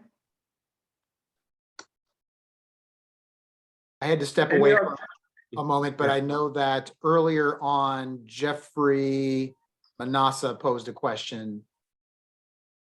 Jeffrey, would you like to speak up?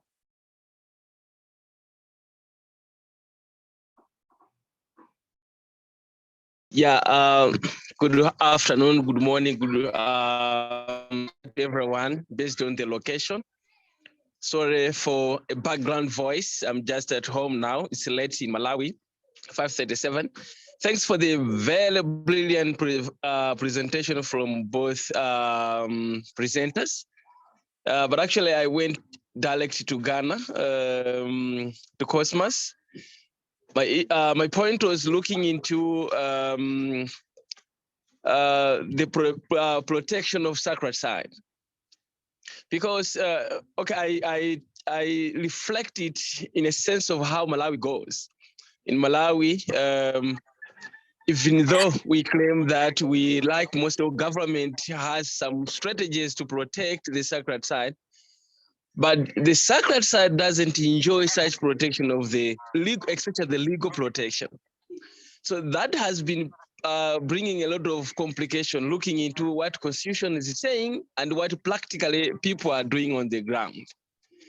And we, in some point, we sense that kind of problems looking into accepting the indigenous wisdom or indigenous religions. So I just want to know from Cosmas if Ghana constitution have an article or in a paragraph saying or having a strong points to protect the sacred side, of which such kind of thing you also attached to protecting the indigenous religious. And if they do like that, or what strategies are in place? Do they protect under strong points, or is it a verbal protection? And if they are not doing that, so I can at least compare to what is happening here. I just want to know something about that. Thank you. Thank you. Yes, when it comes to the sacred sites or sacred places in Ghana, we have this attitude that people don't care about what you have. So nobody is coming to actually, destroy or come there to cause confusion. People keep to their own religions. So in the constitution, we don't have specific line into that effect, because usually the constitution is built on the reality on the ground to some extent. And so if that is not an issue, it doesn't come. But as time goes on, if it becomes an issue that sacred sites are being destroyed and bombed, and then there's a commission, people have to engage in conversation as to how to, constitution, you have bylaws and all that which have to come in place. So we don't have any law regarding the protection of sacred places, because we haven't had a situation where a sacred place or a church or a mosque or a temple or a shrine has been attacked or destroyed by others. It has never happened. Okay, thank you very much for the basic clarification. Mm-hmm. Thank you. You're welcome.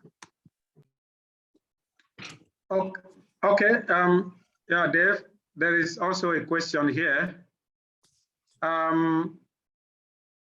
It says from Ukoha, it says, if one argues that evangelization can be done within the context of interreligious dialogue, do you not promote proselytization? And if that is the case, is it ethically acceptable in interreligious dialogue? You mean the interreligious dialogue is biblically acceptable? I don't get the question well. Within the context of, you said that if you... the question again.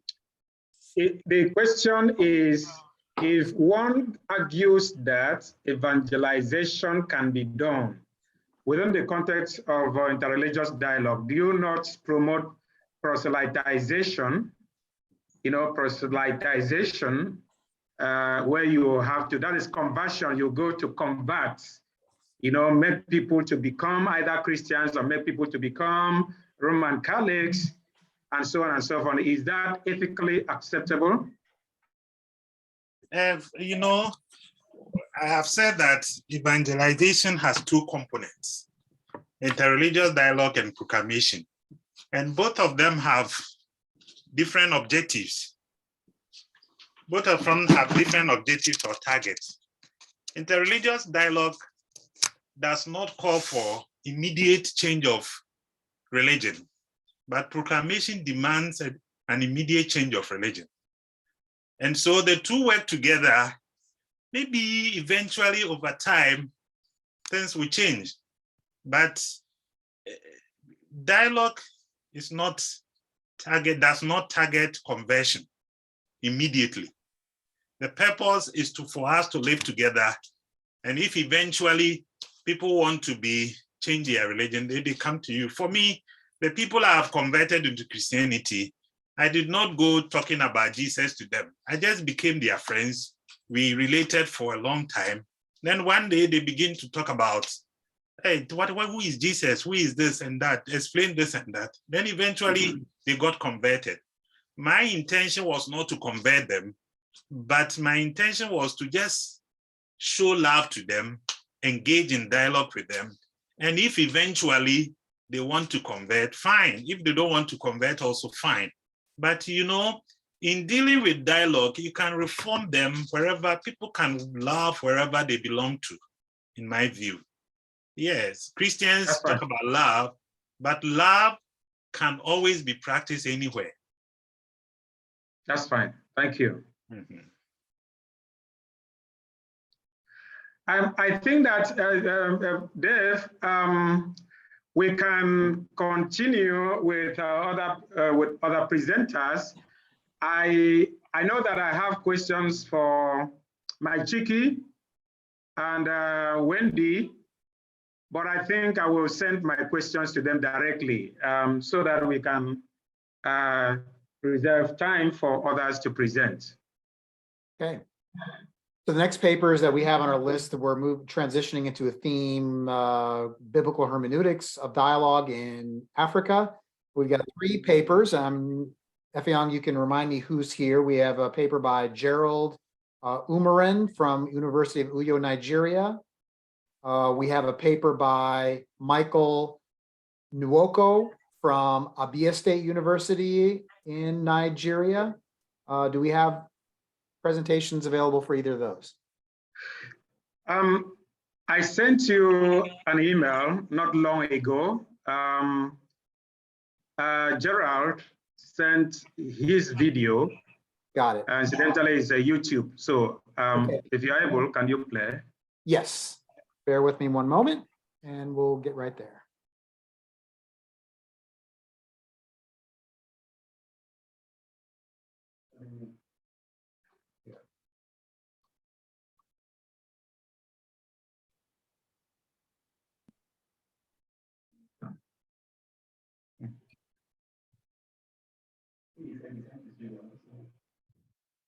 I cannot send it now that I am doing it again.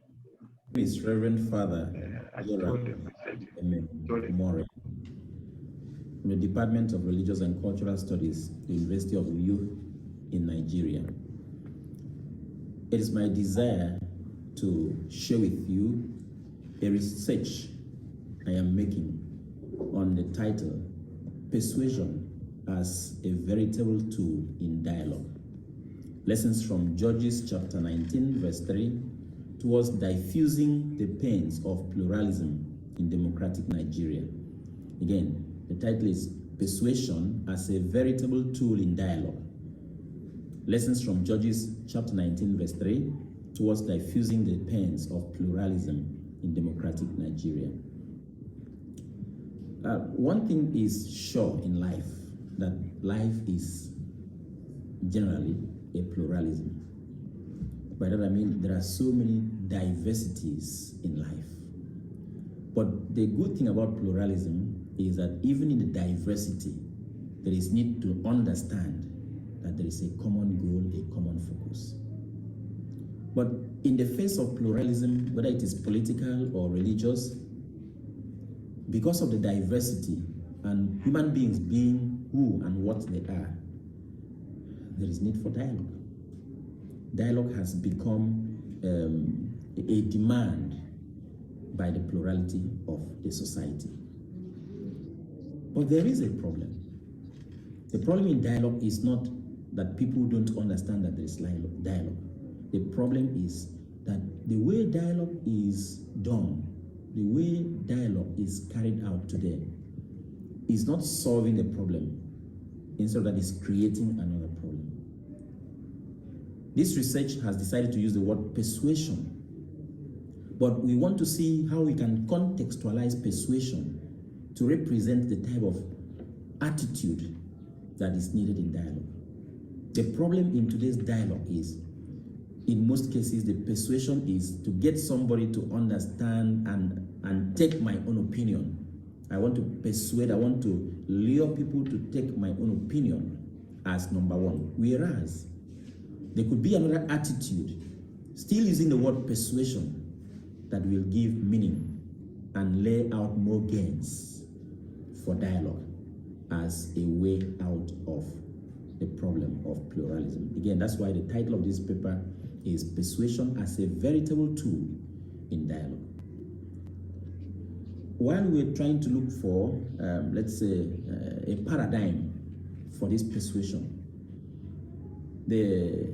what came to mind was the passage of the Bible in Judges chapter 19, verse 3.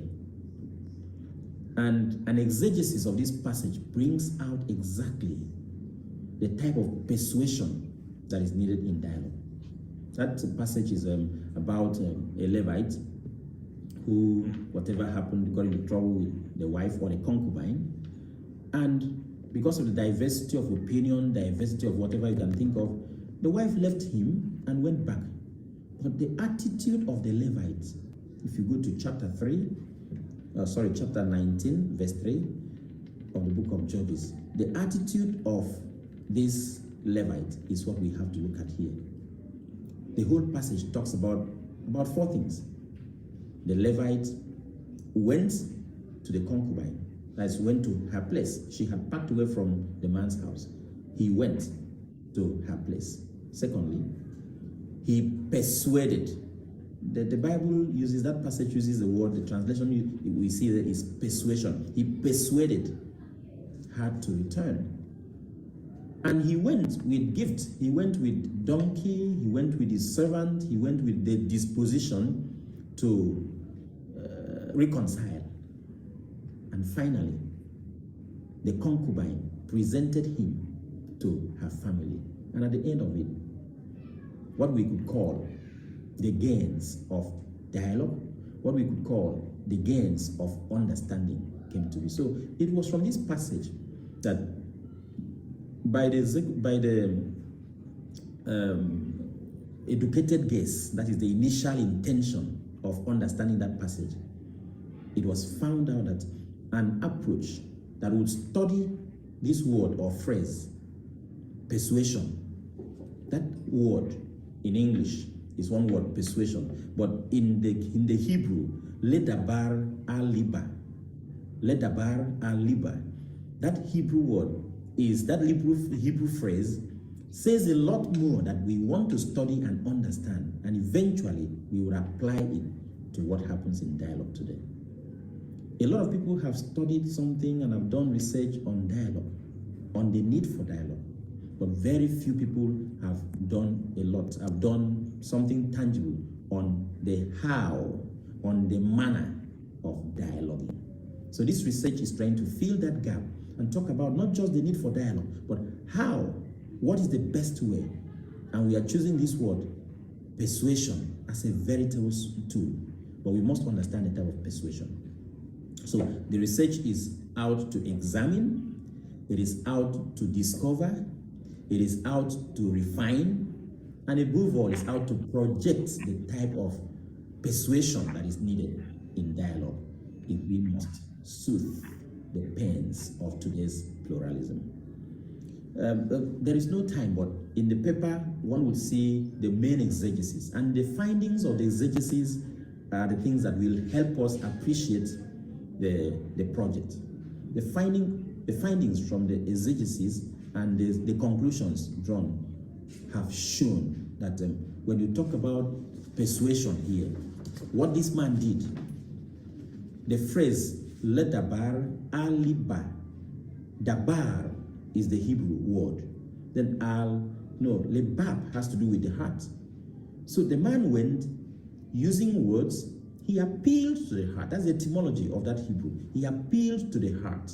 That means he spoke to the wife, he spoke to the wife tenderly, he spoke to the wife gently, he spoke to the concubine passionately, he spoke to them with conviction, he spoke to her with the intention of convincing. But convincing to do what? He did not convince her to come back as if his own position was the best or was the only position. Because that's what we must have, what we must know about dialogue. What we must know about dialogue is that not as if I'm coming to dialogue with you because my position is more important, my position is better than yours. No. Dialogue here means that I must appreciate the fact that I have a good position, you too have a good position. But even though we have two different positions, that we can have a point of focus. That's what this man did. by the phrase ledabar alibar, speaking to the wife tenderly, persuading to understand the point of view that has a common focus, not the point of view of one person, not the point of view of the other, but the points of view that have a common focus. And therefore, at the end of it, if you see what is happening today in democratic Nigeria, we have many regions in Nigeria. Nigeria is in Africa. We have many regions. We have a lot of languages. We have many ethnic groups. There's a lot of diversity out there. But even in the diversity, if we talk about pluralism, we must understand that there should be a common focus. So to talk of, as our research is addressing, to talk about persuasion as a veritable tool in dialogue, seeing this persuasion as something that can benefit the Nigerian democratic situation. The research we have done shows clearly that it is all about one word: attitude. Attitude. The attitude in dialogue is what will solve all these problems. If we can borrow the attitude of this Levite in Judges 19:3 and understand that persuasion is not to persuade you and take you away from your own position, but it's to persuade you to understand and appreciate a common focus in our diversity, then we will come to the table of dialogue and stand up from the table of dialogue, and Nigeria with all the diversity will understand the common focus, the common good. The attitude will be to bring together. Therefore, in conclusion, this research is very relevant. It is relevant by scholarship, it is relevant politically, it is relevant in the democratic setting, it is relevant for Nigeria, especially at this time of election. We have political parties, different manifestos, different ideologies, different ethnic groups, but all this diversity, by virtue of the understanding of pluralism, should focus in one and a united bond.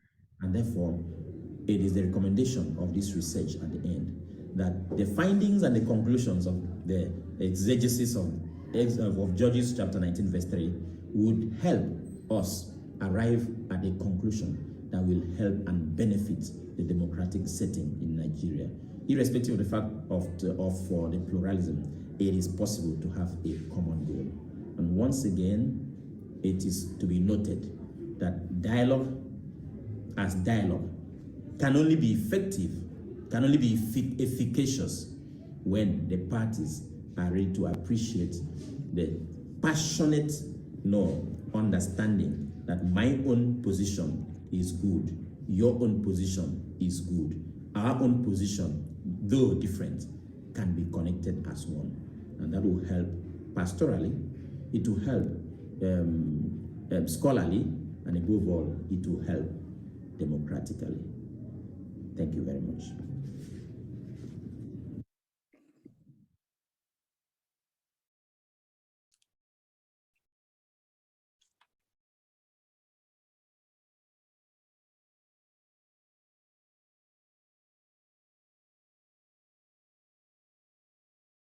You're muted, Effiong.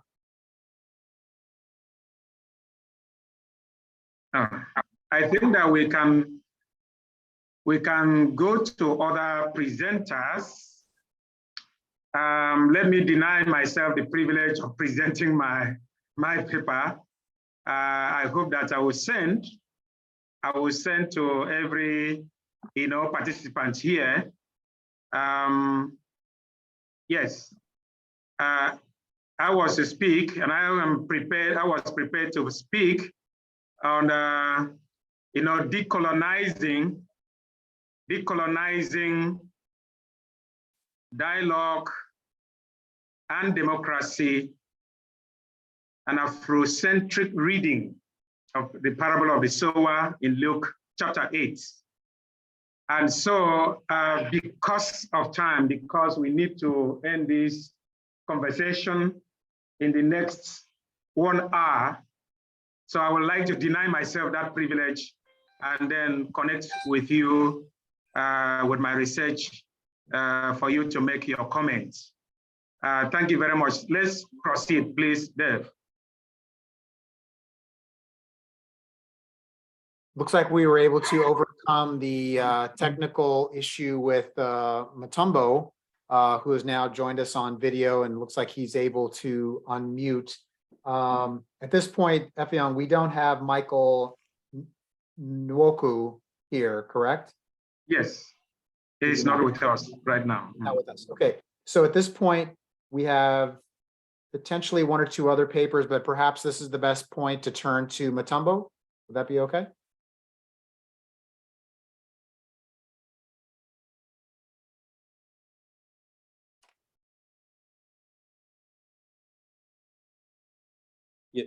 Do you hear me? Yes, we can hear you. Okay. All right, thank you so much. I apologize. I had this problem with unmuting. I don't know why. So I think I will also try to be brief. People can follow the detail in my paper when it's going to be published.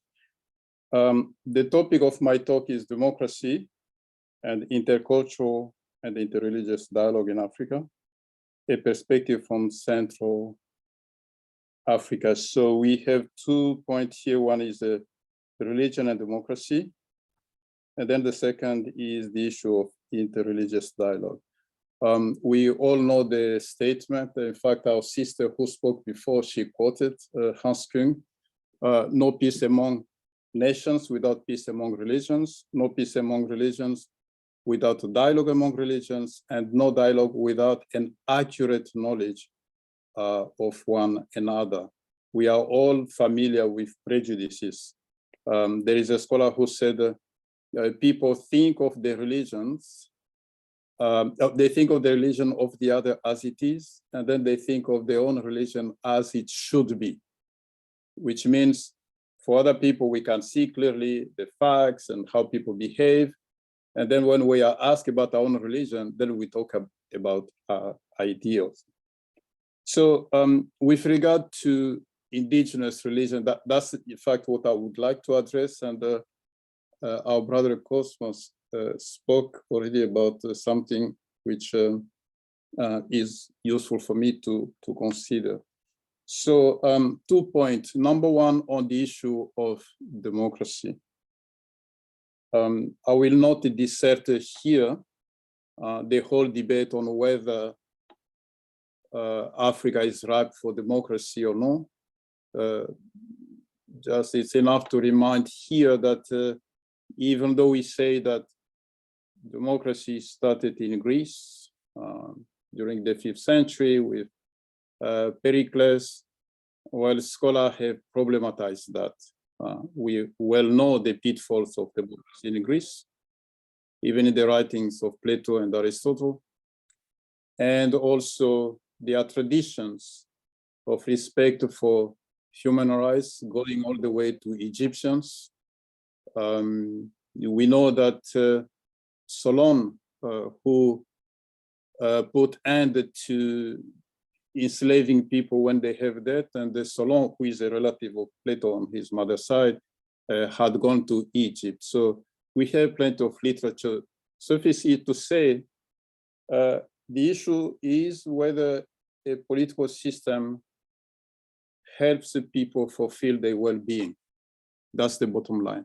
Now, in terms of organizations, people can fulfill that under a king or under a leader. But nonetheless, the issue is important, is whether power does benefit the people. And in Africa, as elsewhere, we did have a tradition of sage kings.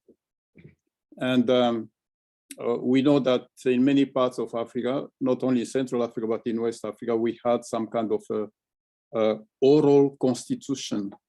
There were rules to abide by.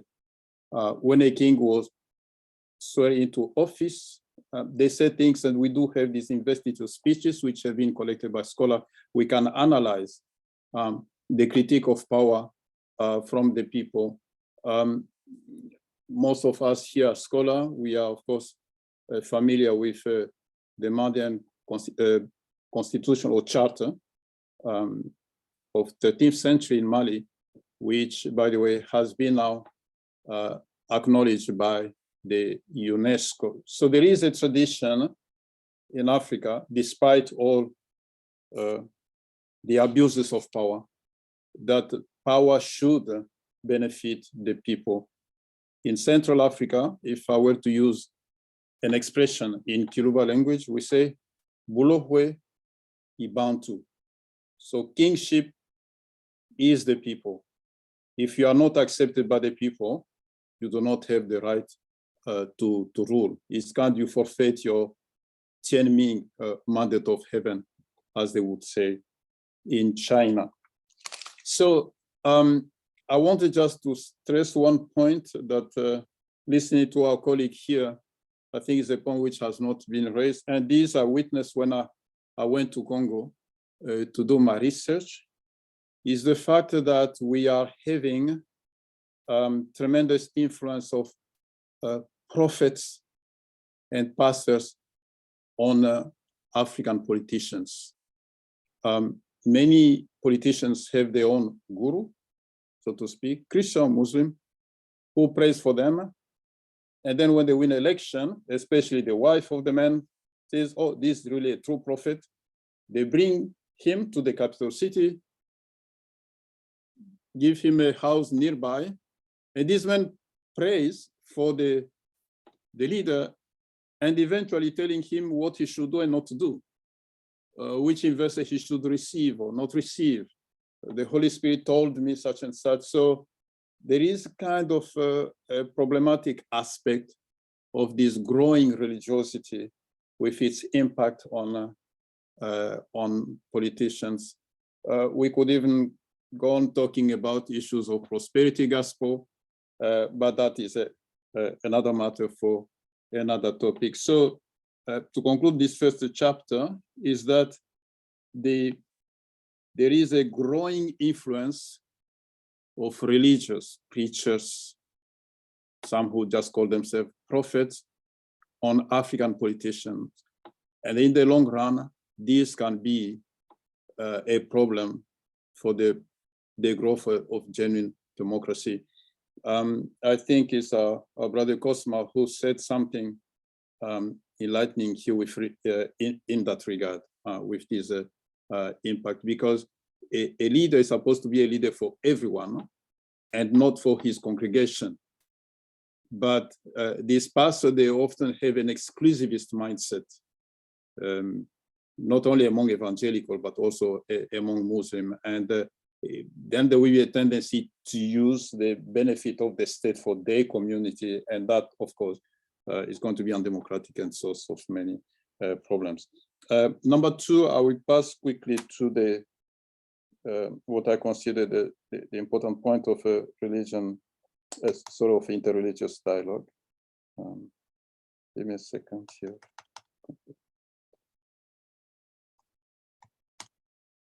Okay, let me just begin with a statement. We well know that in this world we live in, almost 80% of people are believers. That despite the development of modern science and technology and the modern atheism, especially in Europe, religion still survives. So 80% more or less of people strongly believe, which means, of course, religion is a force to reckon with in our world. We also know that we can proceed by way of various taxonomies, but by and large, we do have what we call great religions of Asia, which are pretty similar to traditional religion, except they have sacred texts. That's Taoism, Confucianism, and then Hinduism, Buddhism, Jainism, and Sikhism in India and China. So, and then we have the block we call Western religions of the West, which are Abrahamic religions, which emphasize monotheism. That would be Judaism, Christianity, Islam. And then we do have what I prefer the word of Panikar, cosmotheandric religions. That's our indigenous religions, which, by the way, are the majority. Meaning, if we agree that the Homo sapiens born in Africa around 300,000 or 200,000 years ago has been around. The existing religions are pretty young in human history, from Moses to around 1200 or 1300 to Muhammad 622. We barely, if we round up, around 2000 years. 2000 years in the history of 200,000 years. It means religion was not invented by the dominant religions today. We know, we are all scholars here, we know we have more or less 33% of world population, which is Christian, 22% Islamic. So half is already half of humanity belong to Judaism, to Christianity and Islam, and then the rest half is largely dominated by religions of Indian origin, Buddhism especially, which is a universalist, and of course Hinduism, which is much more located to India. And then, of course, we have another category, which is what some people will call them negatively syncretistic religions, where we do have people shopping around in the global market of religion and making their own synthesis. So religion of the East, religions of the West, cosmotheandric religions, and the new religious movements based on synthesizing various points that people see are useful for their own life. Now, in this context, as you well know, the interaction between religions is a major issue. We know, for instance, that Hinduism at least has it well, thinking that all religions are different paths toward the same goal. And they've been having that worldview since ancient times, not just to be polite, politically correct, believing that there is truth in other religions. That, by the way, is the position of African traditional religions. With Judaism, Christianity, Islam, you're all scholars, you know, there is possibility here and there, but by and large, because of the emphasis on idolatry, a concept, by the way, was deconstructed only by Cantwell Smith, who did an excellent work on that. But this notion of idolatry, and then once a religion is perceived as idol worship, it has been very difficult for these three religions to acknowledge the value of these other religions, although not at the same level. So if you see it here, just to remember the statement of Karl Rahner, who said, because of Jesus Christ, Christianity understands itself as the absolute religion intended for all men, which cannot recognize any other religion beside itself as of equal rights. Thus, the pluralism of religions is a greater threat and a reason for greater unrest for Christianity than for any other religion. For no other religion, not even Islam, maintains so absolutely that it is the religion, the one and only valid revelation of the one living God, as does the Christian religion. The fact of pluralism of religion, which endures and still from time to time becomes virulent, and even after a history of 2000 years, must therefore be the greatest scandal and the greatest vexation for Christianity. Of course, Africa is by now largely Christian and Islamic, more or less rounding up is, we can say 40% Christian, 40% Muslim, maybe 45, and then in the middle we have practitioner of indigenous religions. My predecessor here in the talk have already pointed out, yes, there are few people who adhere to traditional religion. However, their worldview does survive even among people who are Christian and Muslim. So the question now is how we go about in these dialogues. So Wallace Soyinka published an interesting text on tolerant gods. I think for Judaism, Christianity, and Islam, the point is it requires a certain metanoia, a shift in mindset in the way of perceiving other religion. After all, as Christians, we are barely 30% of humanity, which means 70% of people out there are not. And the people have tried to evangelize Japan, for instance. We can barely have 2% of Japanese who are Christian until now. So this is a de facto situation. And this reminds me what Jacques Dupuy, in his book, Toward a Christian Theology of Religious Pluralism, said. He said, maybe the mindset should be that the diversity, including religious diversity, is a gift from God, especially for Christians believing in God as a Trinity. He said it's not an accident, it is the reality of the world. And with that mindset, then maybe one can address things differently. So let me, before I conclude, just say a few points. One is that in Christianity, there is a possibility. There are sources for openness to other religions. And which means Christianity has two schools of thought. The one that fundamentalists love is Jesus saying, I'm the way, life, and truth. No one can go to God Father except through me, which logically implies that whoever doesn't know Jesus does not know God, and therefore his religion is false or mediocre. And yet we have another tradition. What I found the most fascinating is the view articulated by Saint Justin and Saint Augustine. They view that in fact Christ born through Mary, because he has always existed. So the Christian religion has always been there, which means what we consider as indigenous religions were already Christian. And my fellow Christians here, they know these led Hans Küng to articulate, Karl Rahner, to articulate the notion of anonymous Christian, that those who are not Christian, in virtue of creation, they already have this Christic grace, so to speak. And Justin, by the way, thought that Socrates was a Christian, and Greek philosophers like Plato and Aristotle, who wrote eloquently on ethic, high moral standard, so that they were Christian. So that indigenous religions are, in fact, there is this notion of the continuity of God's unfolding, like in Teilhard de Chardin, Alpha and Omega. So they see a traditional religion, Greek philosophy, as a part of the same continuing leading to Jesus. So, and this is an alternative view, which allows Christians now to open up and recognize other religions. And you know that Raimondo Panica wrote The Unknown Christ of Hinduism, which kind of projected the same mindset.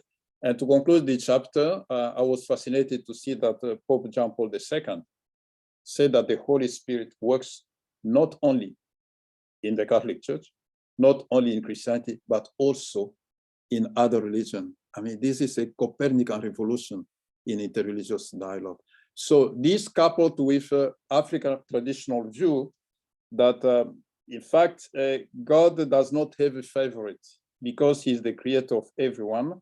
Therefore, he should have revealed himself to various cultures to such a degree that there is no point of going to evangelize other people. So I just want to conclude by quoting, giving you a quote by Ali Mazrui, and supported by Benezet Bujo in Switzerland and many other theologians. He said, Africa has fought many wars in the past. They were not religious wars. He said, Africa did not have religious war before Christianity and Islam arrived, for indigenous religions were neither universalist, seeking to convert the whole of the human race, nor competitive in bitter rivalry against other creeds. Like Hinduism and modern Judaism, and unlike Christianity and Islam, indigenous African traditional religions have not sought to convert the whole humanity. The Yoruba do not seek to convert the Igbo to the Yoruba religion or vice versa. And neither the Yoruba nor the Igbo compete with each other for the soul of a third group, such as the Hausa. Because they are not proselytizing religions, indigenous African creeds have not fought with each other.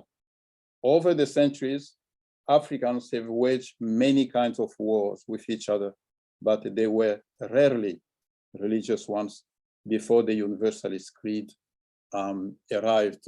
And he concluded that in a matter of religious tolerance, African traditional religions are indeed above average. So as Soyinka said in his Tolerant God, he clearly says that there is need for Christian and Muslims to learn something from African traditional religions. Because as I think a Pan-African meeting in Cotonou said, African traditional religions are the source of African civilization. Thank you.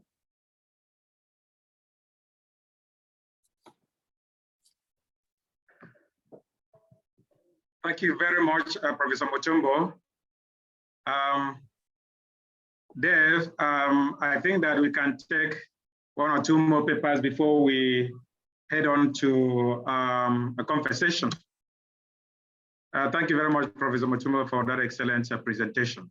By the way, Professor Mutombo heads one of the 10 commissions of the Pan-African Dialogue Institute and on religions and African philosophy. He's also in charge of general education and Pan-African literacy of our institute as well. And so it will be a great pleasure for everyone to engage with us. And I want to thank Professor Mutombo for that excellent presentation. Thank you. Thank you. Yes, Dave. Yes, as I see here, it looks like considering who is in attendance and what we have left to, as far as papers, we have Akuyik Ekpenyong from the University of Uyo in Nigeria. And we also have, I believe, Seth Kinsey. Kinsey is still here from the Pan-African Dialogue Institute. Is that correct? Yes. Sorry, Seth. Dave, would you permit me to say that Kuyik, I'm trying to send his video to you. So while I try to do that, would you like to take Seth's, presentation? Okay, so I have a video of Seth, correct? Yes, you have it. Okay, so bear with me one moment and we'll share Seth's presentation.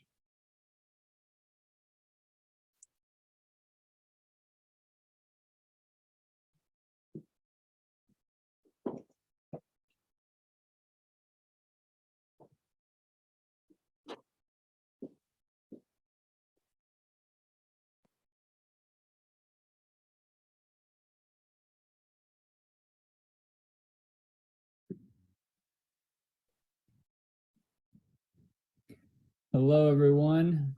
My name is Seth Kinsey. I'm here from Oregon, and I'm the director of the Peace and Reconciliation Commission for the Pan-African Dialogue Institute, and it's a real honor to be here with you all this morning, or wherever you are, perhaps in the evening. I'm here to talk about the African Peacemaking Database, which is the beginning of the world's first grassroots peace index. Jeffrey Manassi from Malawi, another director of the project, will also be joining me today. This database started from a realization that we have some amazing peace indexes in the world, which you may or may not be aware of. The Global Peace Index, the Human Development Index, the Gender Development and Gender Equality Index. There's even a World Happiness Report that ranks how happy people are. But they all focus on measuring what exists in the nation state. They don't focus on cataloging the strengths of peacemaking that exists at the local level. They also measure the institutions in the country of the people. They don't actually measure the communities of themselves to see how peaceful they are, let alone what practices are being exhibited, being shared in small localities. We all know that the relationship between the government and the people, or institutions and the people, the institutions are supposed to support, sometimes is very opaque. And lastly, these data sources are all housed from offices whose headquarters are in Eastern United States, Western Europe, pretty much entirely.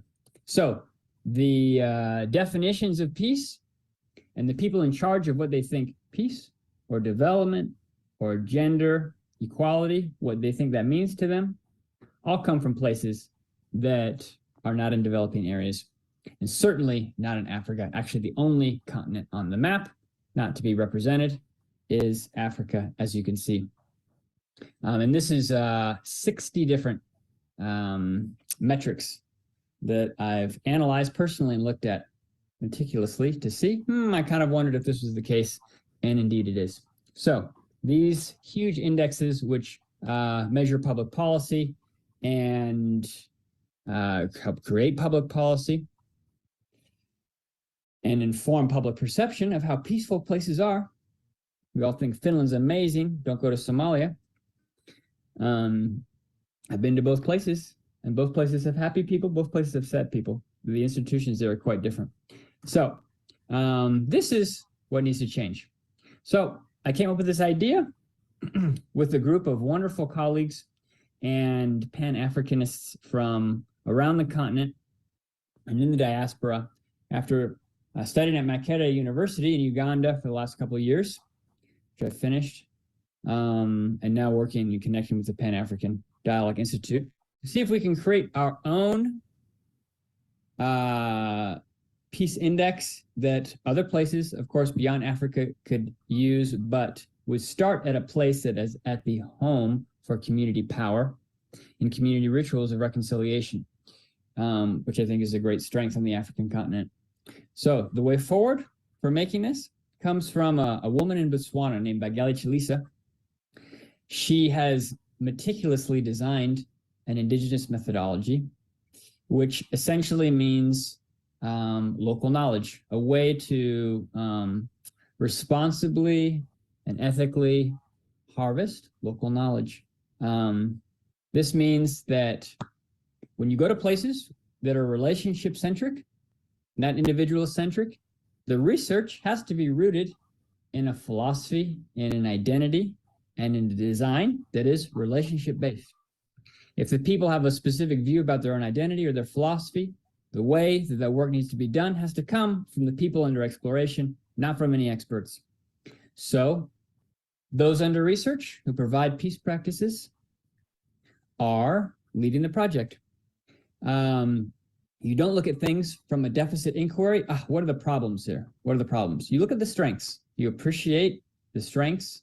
You find the strengths. And then from there, obviously we know there's many long-standing issues of conflicts in areas all over the world, particularly throughout Africa. But if we can harvest these strengths and have people be nourished by understanding that their gifts are encouraged, their community practices are encouraged, then perhaps through their own community power, there's a way forward to dealing with these conflicts and this pain that exists in a lot of areas. Lastly, with this methodology, you cannot come in with a mindset where you're trying to have a goal in mind that makes a great product, which you could share with the community, which is often the way we look at business. And unfortunately, research follows this business model. We want to establish friendships, and we want to learn. So we go there to learn. We go there to understand we're responsible to the people who are sharing their peace practices with us. And we have to take that responsibility very seriously and stay in touch with people and connect them with other communities who are also sharing this, so that there's this web that goes on. Initial findings in Malawi are in the pie chart. Work, number one, peace, having a safe and secure place to bring home food for your family is where peace is strong. Often it's a combination of spending time with yourself and being with your community. Food, music, very strong. And the environmental aspect, botanical wisdom, being connected to the natural world was also a really big part of the peacemaking practices we found. On the other side are papers reconciliation mechanisms, traditional forms of reconciliation in Ethiopia that we're cataloging with the Ethiopian Reconciliation Council. Our team is from many countries throughout Africa. And we're very happy to have so many people involved, and we'd love to have more people involved too. The future involves our first peace mapping training retreat at the University of Uyo in Nigeria. This would begin late next year. We would invite applicants from the African Leadership Center to apply to go into their own country and start this peace exploration and be the catalysts to get the youth and elders together, individual localities, to continue the indigenous peace research once they've left after this 2-month tour. Dr. Bageli Chalisa and many other great thinkers from the continent would gather at the University of Uyo for 1 week, and we'd all be together to talk about the indigenous methodology. I'm going to let the co-director, Jeffrey Manasseh from Malawi, say a few words, and then I'll come back to conclude. Thank you, Seth, and thanks to everyone who has just come to the conference. My name is Geoffrey Manasseh, Assistant Director of African Peacemaking Database based in Malawi. My friend has already said a lot of things, but I just want to complement by saying a few things, actually looking into the importance of the database. This database, I see like it's one of the important to many Africans, because that's one of the database which we feel part of it, and we feel we want it, like it belongs to us. Because the design of the database is taking technical research down to the local people, and it will also give the feedback to the local people, which will encourage and strengthen the system of peace building locally. So I think this is one of the important things. But adding to that, African culture, it's one of the strongest things, because in Africa we believe in communityism. We don't believe in isolation and individualism. So by using the culture to strengthen and enhancing the peace system, I think that can also be very powerful, looking into solidarity, togetherness, and all means of taking people together. Lastly, I think this database has an advantage of taking the indigenous wisdom to complement and to complementing the new methodology of peace building. As you know, that the generation now, we are doing our own things, and there is a big gap in terms of cultural aspect to our people who are somehow older. So we want to take those indigenous wisdom and the new system of doing it, bringing it together. Thank you so much, Jeffrey. To conclude, ultimately, we want to allow new types of knowledge to come into global consciousness, because we know what Western knowledge has provided and can provide to the world's problems, because it's all over the place, and now we know its limitations. But there's lots of types of thinking, believing, seeing, understanding that's not in the global purview, and it's time to allow this, if people want to share, to be out there. And in the process of sharing, we nourish these same ways of looking at the world, promote this methodology of co-learning with multiple truths about peace, this community, we not I ways of looking at the world. So if you're interested in being involved or have ideas about this project as we launch it next year, feel free to contact me at info@africadialogue.org. It's part of the Peace and Reconciliation Commission. And we're going to end this presentation with my good friend, organizer of the conference and director of the Pan-African Dialogue Institute, Dr. Effiong Joseph Udo, to say a few words about the integration of this project within the Pan-African Dialogue Institute. Thank you so much. Thank you very much, Seth. My name is Effiong Joseph Udo. I am the team leader of the Pan-African Dialogue Institute, based here at the University of Uyo Uyo is the capital city of Akwa Ibom State in Nigeria, the southern part of Nigeria. This year, I am a research fellow at the Dialogue Institute at Temple University in Philadelphia. And the Pan-African Dialogue Institute works in collaboration with the Dialogue Institute at Temple. So we at the Pan-African Dialogue Institute are delighted to work with Seth and Geoffrey, an entire APD team, to develop and host the African peacemaking database. The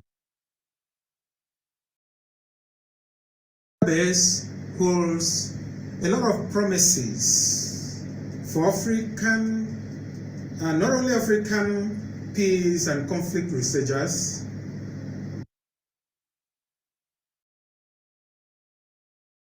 for policymakers, for community leaders, for government and intergovernmental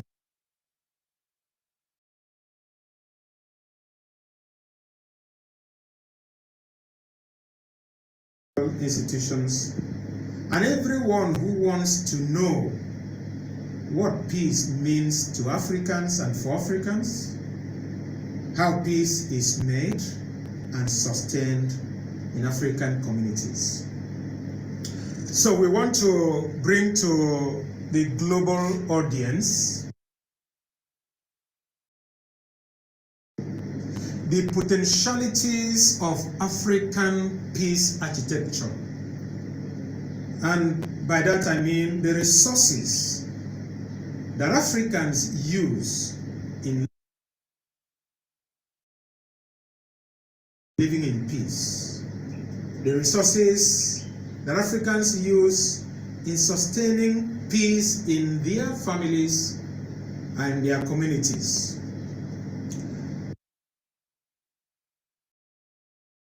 So, for the purpose of this conference, we will be happy to answer your questions and also learn from you on the ways we could make the database to be one of the best in the world. Therefore, I call on you to please feel free to connect and engage with us.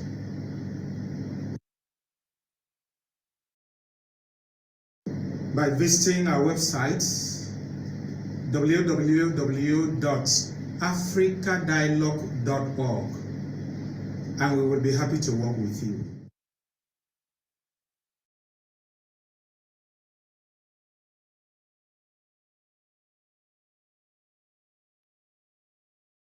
My apologies, I had some slow bandwidth at some point in playing that video. Let me put also, Effiong, the website of the African Dialogue Institute, just so folks have access to that website, which is really beautifully done.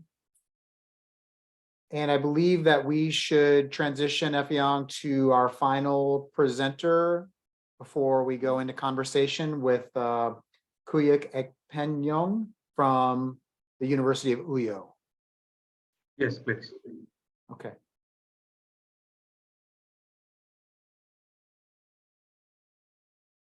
Professor Ekpenyong, would you be able to offer your presentation at this time?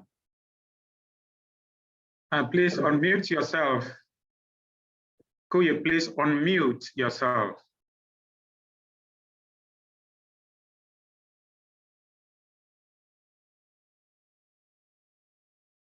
Could you please unmute yourself?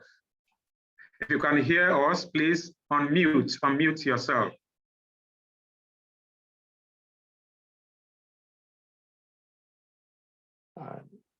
May have Looks stepped like- away for a few minutes. I sent her a couple of direct notifications to unmute audio and video, but I haven't seen any response yet. So yeah, here we go. yes, I can hear you. Good.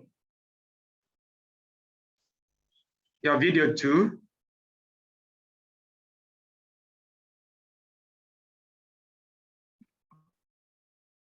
always been problems.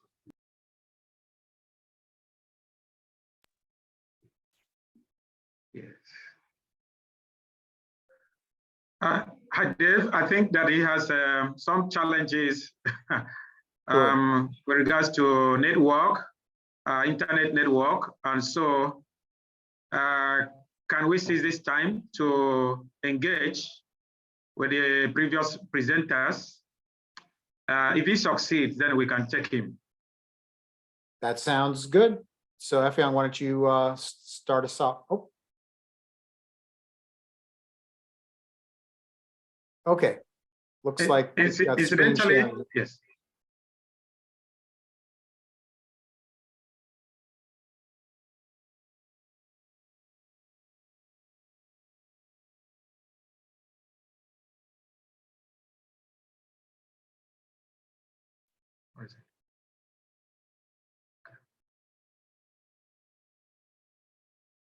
Yeah.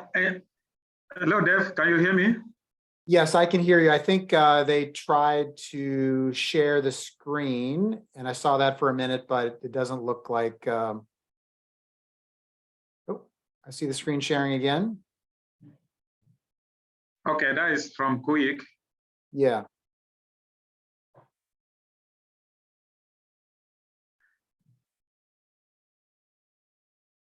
Yeah, I'm not hearing any audio, so.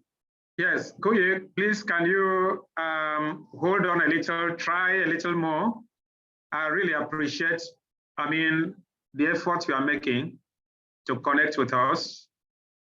Why not work on it if you can hear us, and then we can revert to you after a while.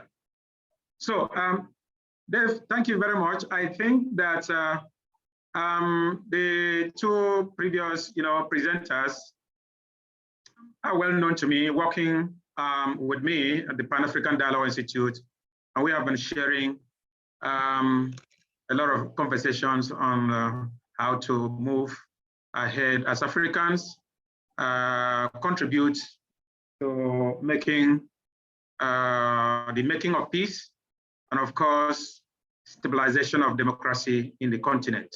So I would like to allow others to post their questions or make their comments, rather. Thank you.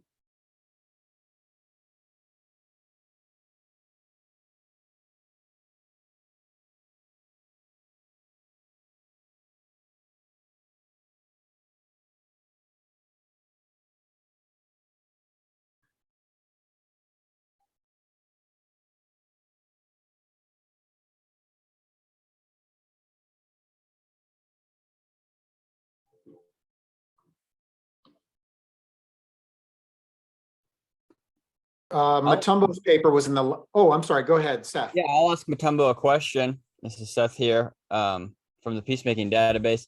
Your presentation was exceptional. And I want to know for you personally what you feel about the implications of that insight you shared, where, our species having been around, centered in Africa, who knows, 200,000 years. And then you have kind of dominant monotheistic religions coming around, at most 3,000 years or so. Some people feel like a religion is an evolutionary process, and that's an argument a lot of people would give, where we're sort of moving forward and finally we have this revelation. Yet at the same time, the history of our species shows that we're rooted in this way of thinking that's 99% has been that, rather than this 1% of this new movement of theology. So what's your takeaway from that insight you've shared with us?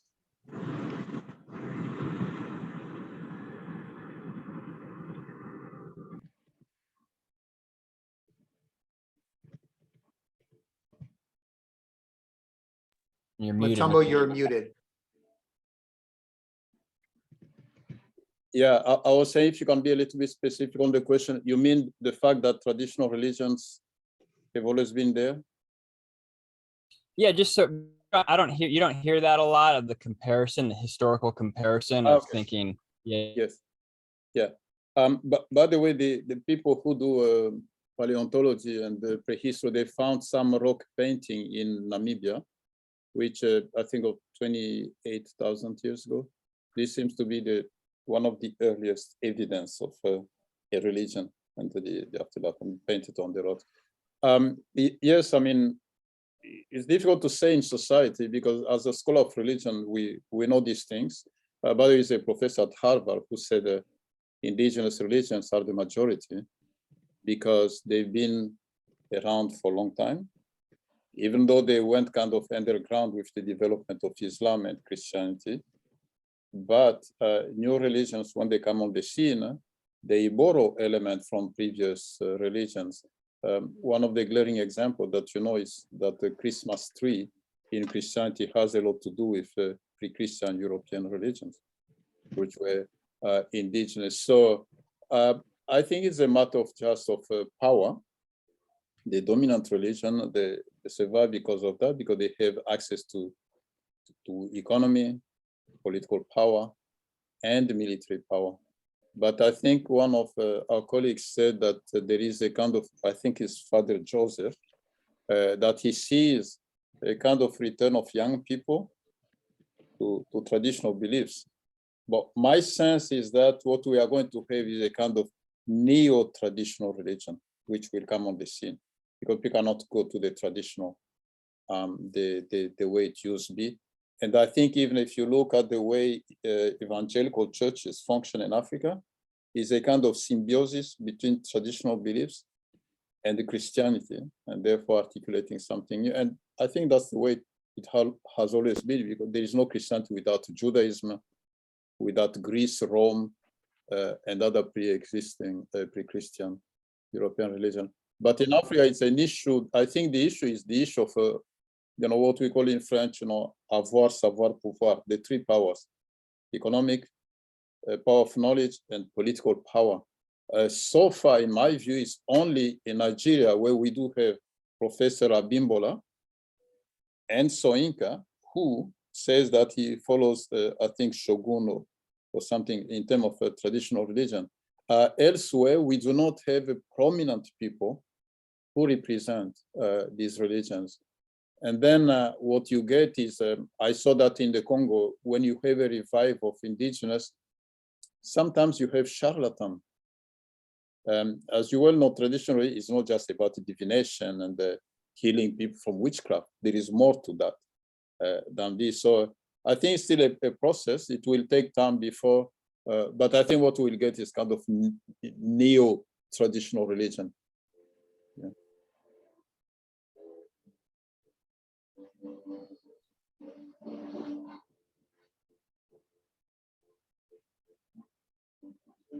Okay.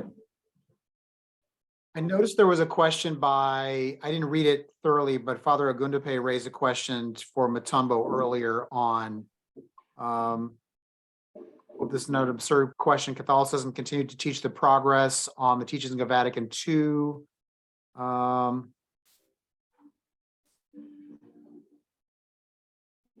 What kind of Christianity are we talking about? Father Agundape, did you want to raise your question? Yeah, thank you very much. Yeah, thank you very much. When Prof was talking about the issue of dialogue and Christianity, I said maybe we have to begin to talk about the theology, because when you talk about Christianity, today in the world, we have so many types of Christianity. For example, Catholic faith after the Second Vatican Council had a different conception, had a positive conception about other religions. The life of the church has been so positive after the Vatican Council. But Prof was still talking about the fact that Christianity sees itself as the purest of all religions. And so any other religion that comes may not be able to, you understand, they come in competition. So, and that's why I'm asking that maybe now we have to begin to talk about, when we talk about Christianity, for example, we should not be generic. So that is my question, that because after the Second Vatican Council, the understanding of the church, and the church is always progressing, coming up with different ideologies and the rest of them. It's a living thing. So that was why I was asking that, are we talking about Christianity in the generic form, or we're talking about Catholicism Thank you. Yeah. Thank you, Father. That's an excellent question. Well, obviously, I mean, in scholarship, we kind of try to give a big picture. As you say, you know, Protestantism is diverse, even the Roman Catholic Church. But I think that was in terms of the mindset. In fact, the quotation I used, this is from Karl Rahner, Theological Investigation. This is way after 1965, after Vatican II. It is about the 80s, and they even asking wrote on that. So I'm aware we had Cardinal Gantin, and by the way, the Vatican is no longer even using pagan. He says they use African traditional religion. I do have the quote of John Paul II, who says during the synod that African traditional religion are endowed of precious human values, spiritual values, they can be quoted to the entire humanity. So I'm very much aware of those things, but I think as you can see yourself, sometimes what the theologians say is one thing, what people practice is another. I mean, the simplest example, you know that Mary is a human being chosen by God to give birth to Jesus, but our fellow Catholic, I'm a Catholic, I studied at Gregorian, many people, they pray to Mary more than to Jesus. They did survey in Italy when they are in difficult. So religion is a messy thing, but I think for today it's much more also just a matter of power, because in independent Africa, people who went to school, it was either Islamic school or Catholic or Protestant school. So for now is the people who are Christian who kind of have access to foreign languages, to economic power, etc. So I'm from Congo, and I'm telling you, people look upon these traditional people with disdain. Sure, very correct. I taught a course in interreligious dialogue there. I had a Catholic seminarian, nun, and a Methodist. One Methodist person, I like him very much. He came, he thanked me. He said, you know what? We were divided in the family. We were not talking to that aunt and that uncle because we said they are fetishists. And then when I went to talk to them, they were just surprised that I came. Said, son, come back home. And they saw that I respected them. Yeah. We grew up in this, Cantor Smith talks about, the arrogance of faith, of people thinking I belong to the right path, other people are totally wrong. But of course, because indigenous people do not have good economic power, and the only thing we see about that religion is a divination, you know, things we seem weird, etc. Of course, I think it's in Cameroon, Father Ibusi Bulaga, who wrote a Christianity Without Fetishes.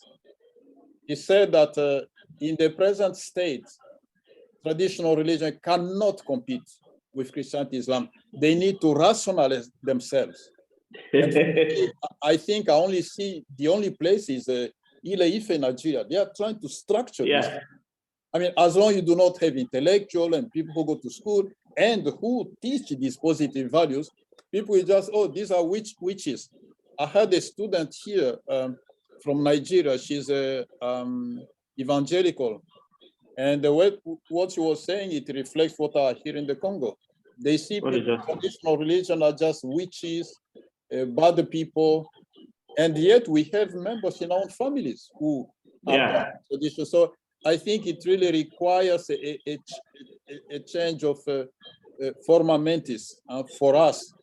And I think, as I discussed with Dr. Fion, we are all victims to some degree here in the US of slave mentality, in Africa of colonial mentality. It takes time. All of us are at different degrees. But I think as long as we do not have a prominent people of traditional religion, big businessmen, major politicians, major intellectuals, there will always be this prejudice. Exactly. Thank you. Thank you. Thank you very much. Thank you very much for this. I think like in my in my diocese, in my state, we have what we call Ifa Heritage Institute. That is an institute by Professor Wande Abimbola. Yes. And my diocese, we are always in contact with them. In fact, this last Saturday, we had an extended interreligious dialogue conference in my diocese, where we invited all these people. And one of the things we came out with was the necessity of intra-dialogue. Yes. Because intra-dialogue makes us understand even who we are. And I tell you also, I had a conference where there was a lot of problem on, do we have African traditional religions or we have African traditional religion? So there are a lot of things, and like you said, there are a lot of misinterpretations of the people. I said earlier, this is based on personal research, practical experiences, where we have majority of the people who resort to African traditional religion. But in the public, they wear the garment of Christianity or Islam. So yes, it's a complex situation. But programs like this, understanding and clarifications like this that are made, also help some of us who are directly in contact with the people to actually express, because it's also the problem. That's identity. That's why I talk about intra-dialogue. Thank you very much. Thank you very much. Thank you, Father. I'm okay. David, thank you. David?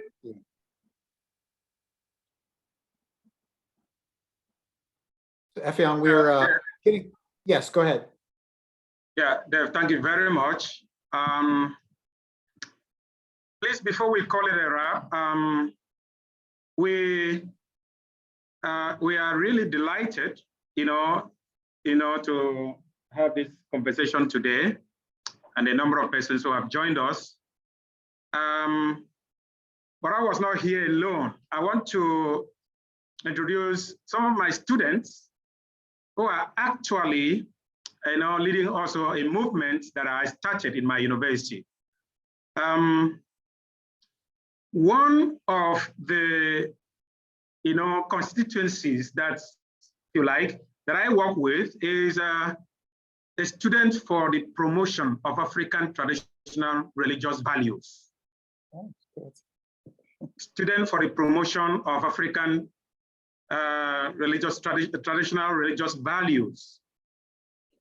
And we are trying to, raise another generation, a new generation, if you like, who understands, our primal religions, and especially the values embedded in these religions. And they are not afraid to identify themselves at any occasion that they are African traditional religions, religionals, if you like. And I'm proud of that. There were, I think, many here, but I think two are still around. I would like to leave these seats because I know that sometime I will leave the stage and they will come in, and let them just say hello to you. Others have left on account of some situations. Thank you. I want to introduce James Mboridem, is a postgraduate student of my department. James.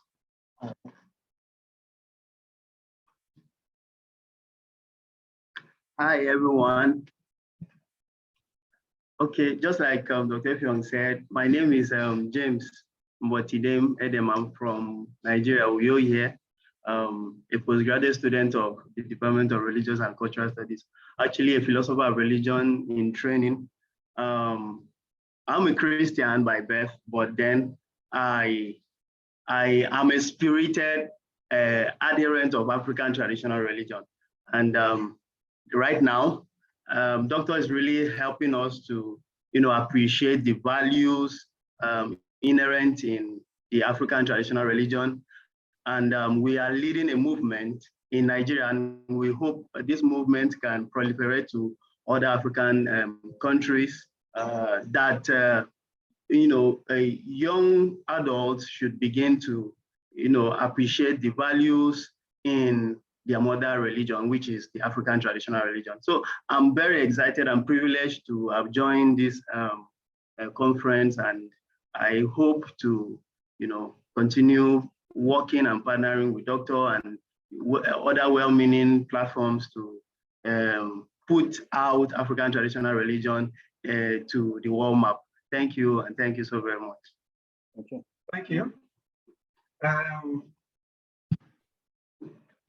This is a lady. Thank you. Good evening, everyone. Oh, hi, everyone. My name is Anita Mofat, a student in the Department of Religious and Cultural Studies, University of Uyo, Nigeria. It was amazing to be part of this conference to learn about the indigenous religion. And here in Uyo, Doctor is taking up on the religion next, which this foundation has promoted interreligious affairs, and then the values of African traditional religion. And from what I have heard today, it's amazing, and this will help me to boost and promote African traditional religion. Thank you.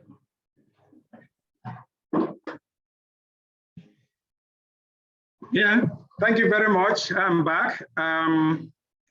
Yeah, thank you indeed. Yes, Prof. Thank you. Dr. Fion, before you conclude, I just want to say a little thing I did not talk about in my talk, listening to the youngsters there. As I said, the view for many people, just traditional religion is witchcraft, is divination, and yet this fundamental value you talk about, what it means to be human, the concept of Ubuntu in South Africa, and in the Congo we call it Bumuntu. These values of a genuine human being, they are a product of African traditional religions. The wisdom we have in all our proverbs, these are not wisdom from Islam or Christianity. This wisdom of the proverb comes from these indigenous religions. So indigenous religions are there. Their contribution is immense, but simply not recognized. And of course, what is needed for a scholar of religion and of course, future, let's say, quote unquote, the past of traditional religion, to have these things structured, institutionalized the way the Yoruba religion is being done, and the Ifa religion in Nigeria. I just want to say that because everybody, many people know about African proverbs, and they know there is a wisdom, but often we overlook that these proverbs were created by the wisdom of African traditional religions. So there is more to it than just divination. Thank you. And again, David, thanks so much for the good work. Yeah, before I let Father Okundupe to come back, I think that in February 2023, we are going to launch this book in a platform. I don't know if you can see it. The title is The Future of Interreligious Coexistence. I would like to invite you to that event. It is actually promoting the argument that, look, we can relate, like this as adults, and without, centralizing the participation of the young adults, the young people, then of course there is no future for peaceful coexistence. And so I am proud to work with them to promote interreligious, peace in Nigeria, in Africa, and then by extension, the world. Thank you very much. Thank you very much, Dr. Joseph Efunga. I hope to meet you one of these days. My problem based on this movement, and like what Dr. Mutumbu said earlier, is now, if like one of your students came, James, he said, I am a Christian by birth, but I am a promoter of the values of African traditional religion. Now, my problem now is, in this movement, how are the students able to say, I am a Christian, and then I promote the values of African traditional religion without coming into what is called syncretism? Because Christianity and Islam in the Catholic setting, We talk about inculturation. I wish we could have another conference for this. Now we talk about inculturation, especially after the Synod of Africa, that the church talks about communication, dialogue, inculturation, social communications, and the rest of them. Now, justice, development, and peace. Now, there is a lot of problems, even with inculturation.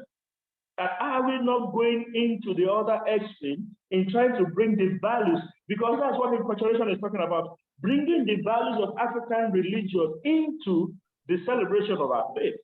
But now, there's a lot of, it's a complex thing, you know, especially for those of us who are actually on the field.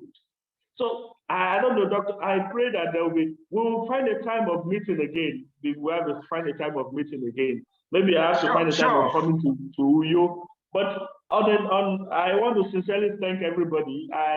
It's been very interesting. It's been very interesting. And I want to thank Dialogue Institute, thank David. I saw William, my very good friend, who's been to Nigeria, to Oyo Diocese for several times. And I hope one of these days we'll continue on this.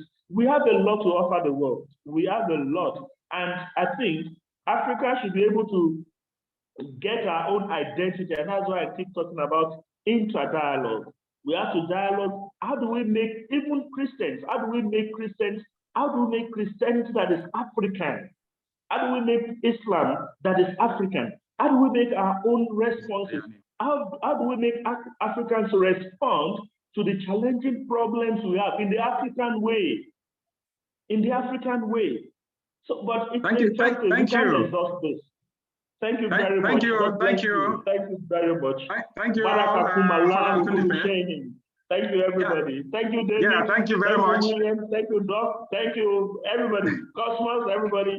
Thank you very much. Cosmos, thank you. And I think that this conference is just the beginning. So we hope that it's going to be an annual event. And apart from that, we are going to be engaging, I think monthly, you know, in our platform, the Africa Dialogue platform. And so we would like to handle some of those issues together and then find some ways forward. But for now, one of the things we talked about syncretism. One of the things I raised in my paper is a number of terminologies that have been used by both Christians and perhaps other dominant religions.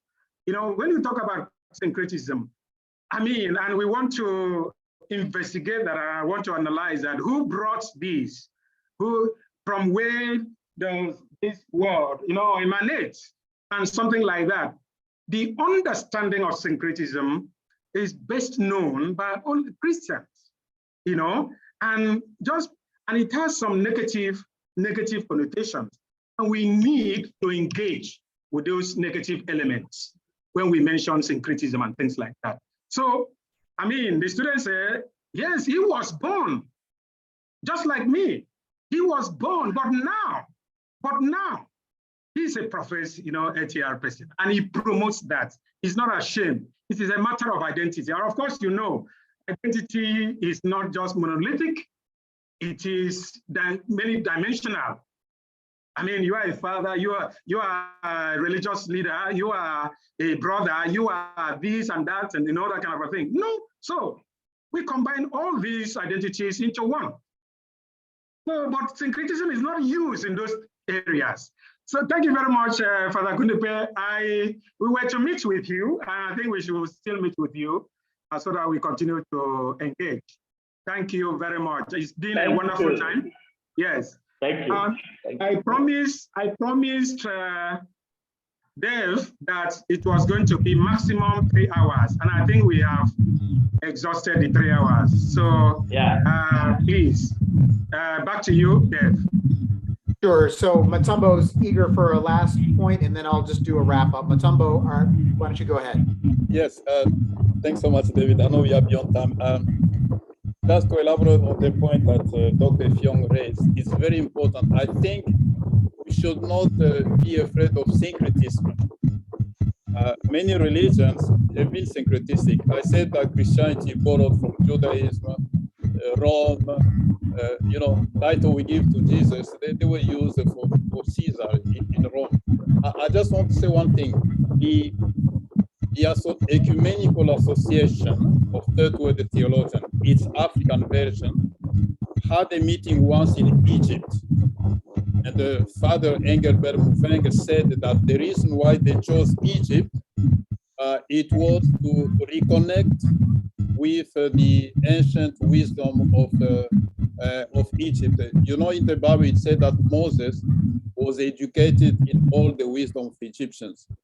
The Egyptian Book of the Dead had things which are similar to the 10 Commandments. In fact, there are 42.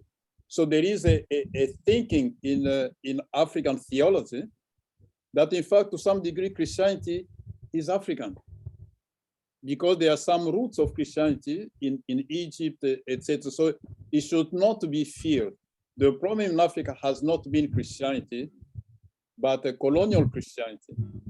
Somebody said we should have received Jesus coming from Jerusalem to Africa instead of a Jew who went first to Paris, London, and came as a colonialist. And that has been the issue. So in terms of value, anyone who studied religion, we know that the golden rule is widespread.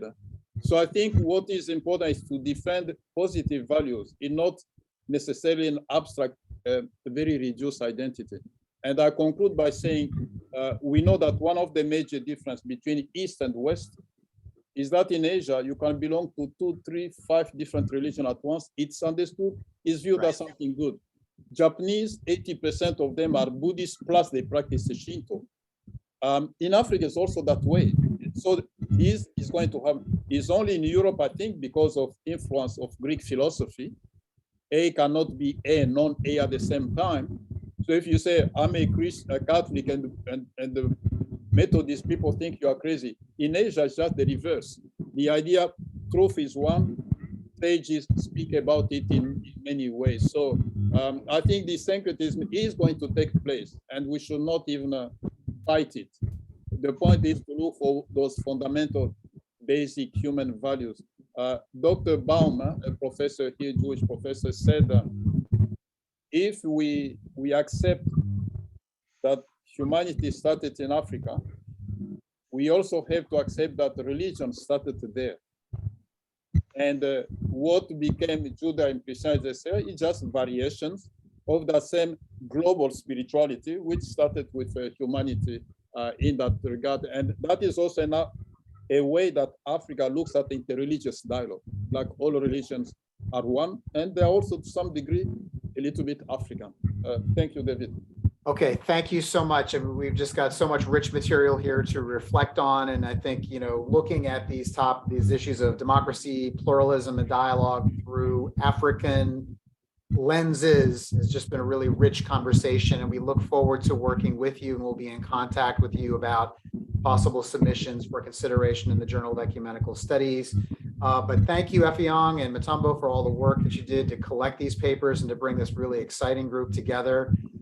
We will be posting this video on our YouTube page at some point in the near future. We'll make sure that we can all share this contact information so we can all be pooled together and keep this conversation alive and going. So without further ado, I'm going to close this out here, but thank you all for your attendance and participation.